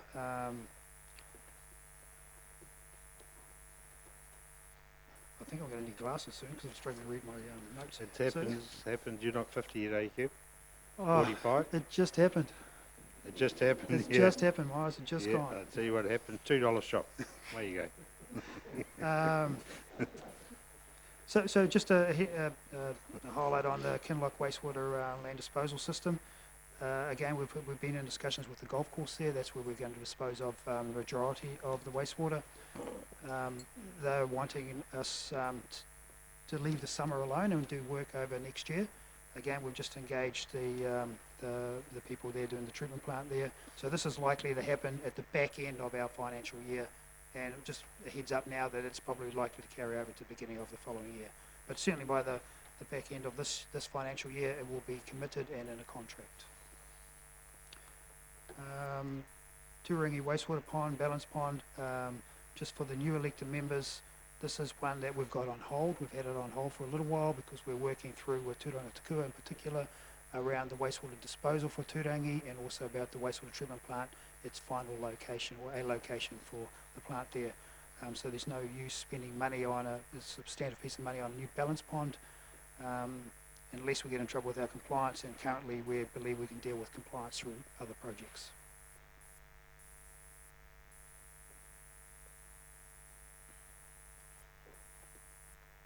And just on the back end of the last one for wastewater, we had enforcement action. So this is from Waikato Regional Council.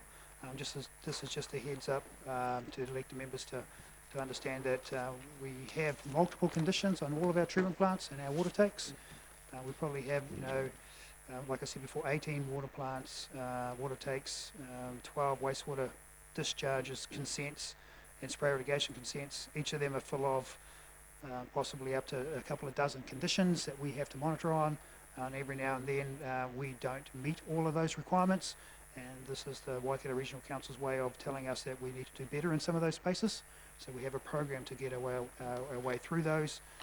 This is nothing more than a formal warning, letter of direction. They sound quite formal, but they're a file note, the way they use it. We haven't got into any prosecutions or fines or abatement notices, which are the more serious of the enforcement. These are things for us to work on, and we generally work on that with Waikato Regional Council. Solid waste. So this is the landfill and transfer stations. Everything's pretty much on track. I will suggest that we're tracking with more waste going into the landfill, into Broadlands, than what we have had last year. And last year we went over what we predicted that we needed. It's a target that we have basically to try and lengthen the life of the landfill. But currently we can't be in control of how much waste is coming in through there. It doesn't help that our recycling has been limited now because of what's going through, what China is not accepting. So we're actually taking more over the gate than what we have in the past. And we think that trend will continue. We're pretty active in the waste minimisation space though. We have a waste minimisation plan and we're working our way through that. And stormwater, pretty much everything's on track there. There is one project there, is 2 Mile Bay Boat Ramp, a quality improvement device. Just a reminder, we took that money and we utilised that for Lake Terrace when we had the opportunity there to put a stormwater improvement device in. So that job won't be happening this financial year. We'll have to wait until we get the right amount of money, likely to be next year. Thank you. Okay. Thanks very much, Kevin. Appreciate that. So I get the final wrapper on economic development. You'll have seen the presentations this morning from our CCOs and external agencies, which hopefully gave you a bit of a feel for the breadth of work they do. We're full hog and we're beginning to get full bore, I guess, into our event season now. Cycle Challenge this weekend, and it sort of ramps up from there. So the team are really, really busy from now until sort of March. You've got an item on the airport terminal coming up, obviously, at the end. And financially, it's pretty stable, this, because it's all tends to be known values in there, so you won't see many financial variances in there over the period of reporting. Cool. Thanks very much, John. Any questions on economic development? Appreciate that. It's all pretty positive. Very good. Mr. CEO, any final comments? Obviously, business as usual. The numbers are good. Finances are good, so in pretty good space. So obviously the workshops on Thursday will just update us on all that sort of thing too. Absolutely, and if any of the councillors have any questions about any of those projects, then come and see us or drop me a note and we'll make sure we can cover those off. Great, thank you very much. Okay. Suggested recommendation there that we receive the council report. Did obviously new councillors find that handy, that once each of the group managers coming in, I think it's great we can sort of have any burning topics they can ask as well, so appreciate the leniency there. All right, move please. Councillor Park, seconded by Councillor Williamson. All those in favour, please say aye. It's against, carried. Thank you very much. 5.12, council engagements, December 2019, and conference opportunities. Yep. So, Your Worship, we've got the Zone 2 meeting on Friday the 29th of November, which is at Broadlands, so don't know if a couple of councillors would like to go to that. Yep. Is there? Okay, any volunteers to go to Zone 2 on Friday? Councillor? Okay, no? Okay, I think it's pretty important that I go to the first one, so I'm happy to go. Thank you. So there's zone, we have regional, we have all sorts of things that you'll get used to. There's that many. Zone is made up as what? How many councils? 15 maybe? 15 councils, so all pretty much Taupo North and yeah, and the idea is to form remits or suggestions for remits to go to the national body. So I'll go and happy to report back. Any other changes of dates here, Tina? No. No? Okay. All right, could I have a move, please? And there's just one final one, sorry, there, in terms of the regional induction. Oh, sorry. On the 13th of December, so on that one, if I can, Your Worship, I'd actually ask that everybody who can go does go to that one. It's quite important just to get an understanding of the network of organisations we're in. This is the regional induction for elected members on Friday the 13th of December in Hamilton. That's in Hamilton too, is it? So it's only transport, and obviously we'll have council cars. We're contributing 1/12 of the cost of the day, but it's nothing. Councillor Guy? I just noticed that the venue had changed, as I have Carapiro in my... Changed due to size. The invite is to all elected members throughout the Waikato, so the numbers have got quite large. When you say regional induction, it's not the regional council. So it's the regional council and the other 11 territorial authorities in the Waikato, so all councils in the Waikato region. So it's all of their elected members have been invited, and we have a whole lot of shared groups and organisations ranging from economic development agencies through to other CCOs, joint CCOs that we have, regional transport organisations, civil defence organisations. So this is about having the relevant people from those organisations come in and explaining what they are, and then there's over lunch a stall process where you can go and have conversations with those people to get to ask any questions and things like that. It'll be a good day. You've talked it up. You've talked it up big time. I've got to organise it. I've got to. There you go. Rightio. Just one Councillor question. Kingy. Yeah, one question, Your Worship. I just wondered if we've got any idea of how many elected members are coming down for that tour of the southern part. So pre our community board meeting, I see that's when we've got our tour occurring down there. Do we have any sense? Same day? No, sorry. This Oh, is sorry, on this Tuesday. is something different. Yeah, this is well, on Tuesday. just before that time, have we got any takers for the 13th? Or can we decide that on the 10th of December? Yeah. Done. Can they live stream it? No. We can now. We've got a standing orders. It's the same day as the citizenship ceremony, which Oh, I is think it? needs Oh, to be it's considered. me out of it then. Thanks for that. Okay, we'll perhaps leave that one just blank at the moment until we get the late starters on that. We can always approve that on the 10th. Yeah. But if you want to take your own car up, do you still get mileage? Yeah. Just to clarify if someone's got other stuff. Yeah, sure. Yes, sure. Okay, right. Very good. So we'll do 1 and 2. If I move it, so Tom, sorry, you had a question.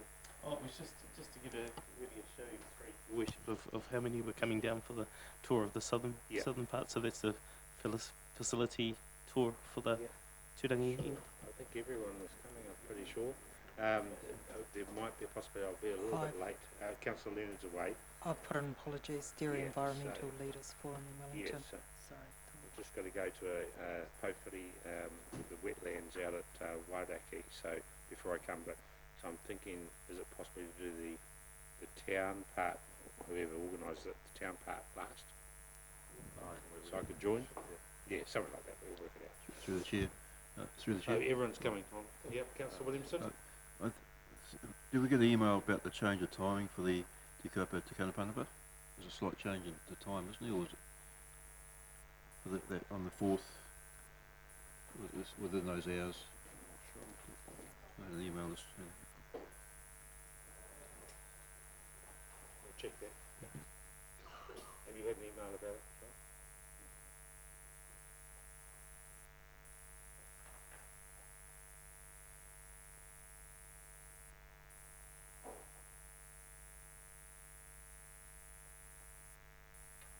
Check that one out. Check that. You should have been.